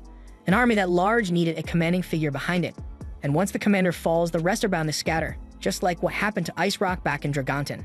That bit catches Flamen off guard because he didn't know Ice Rock had already been taken out so soon. Then again, he mutters that the fool never was very bright, so his downfall was only a matter of time. Isla interrupts and scolds him for trash-talking a comrade, but Flamen just smirks and says he never cared for Ice Rock anyway. He adds that Ice Rock was the weakest of the generals, while he himself is leagues beyond him in strength, so Isla had better not assume she'll take him down so easily. Isla just smirks at his confidence because she finds it kind of cute that he's already decided how this will end. But Flamen isn't bluffing, he truly believes he's far above her, and once he's finished turning her to ash, he says he'll personally march into Minara, tear her pathetic king off his throne, and put an end to him too. Up until that moment, Isla had been treating the conversation with casual mockery, but the instant Flamen insulted Takuto, the playful attitude vanished and was replaced with cold fury. Flamen notices this shift but scoffs, thinking it won't change a thing. He ignites his aura, leaps high into the air, and hurtles toward Isla, sparking the first clash of their battle. At the same time in the city, the twins keep watch outside Takuto's chamber while he focuses his abilities to monitor the battlefield. From what he can sense, Isla has just begun clashing with Flamen, but he's not the least bit concerned. They've already proven that Minara's heroes hit far harder than anything spawned by the RPE system. So as far as Takuto's concerned, it's only a matter of time before Isla wins her fight, just as it too once did. Meanwhile, to the south, Nagi and the Dark Elf warriors have established a defensive perimeter around the capital, holding back any of Flamen's troops attempting to advance, and Embel is busy handling the evacuation of civilians. So on the surface, everything seems to be running smoothly, yet Takuto feels an uncomfortable weight in his chest, as though disaster is creeping closer. The twins pick up on his unease and ask what's wrong, but Takuto can't put his finger on it. He even asks if they can think of any overlooked variables, but they're just as stumped as he is.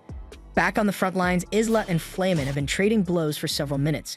Flamin admits he's impressed because he didn't expect the monsters of this world to possess such strength. Hearing him sneer and call her a freak infuriates Isla, so she unleashes a horde of her larvae, swarming him from every angle. Under normal circumstances, that would have been the end of him, but Flamin incinerates them with his flames, reducing them to ash and tearing free. With a grin, he mocks her, saying it isn't fair that she's the only one summoning minions. He spreads his arms, and in seconds, squads of orcs and goblins are conjured around him. Isla is caught off guard because she hadn't realized Flamin could summon as well. Worse yet, his technique doesn't seem to drain resources, meaning he can do it as often as he pleases. Isla narrows her eyes, intrigued, and suddenly calls for a pause, saying she has a question. But Flamin has no interest in entertaining her curiosity, and instead of answering, he hurls volleys of fireballs, forcing Isla to shield herself with fresh swarms of larvae. He then orders his summoned troops to rush her, but Isla infects them with her parasites, twisting them under her control and forcing Flamin to retreat a step. Using that brief respite, she finally asks why he chose to attack Manara at all, because splitting off from the Dragontan invasion sounded like a pretty dumb idea even by villain standards. Flamin responds by telling her that if her so-called king hasn't filled her in yet, then maybe she ought to rethink where her loyalties lie. Isla, however, has no idea what he's referring to, and even if she did, nothing could ever shake her devotion to Takuto. Flamin had expected that kind of answer, but actually hearing it out loud irritates him more than he expected, so he snarls and demands to know what she thinks her purpose is. With steady conviction, Isla replies that she is a champion of Manabra and a sworn servant of King Takuto. That response only makes Flamin angrier because he can't wrap his head around how she can speak the word servant with such pride.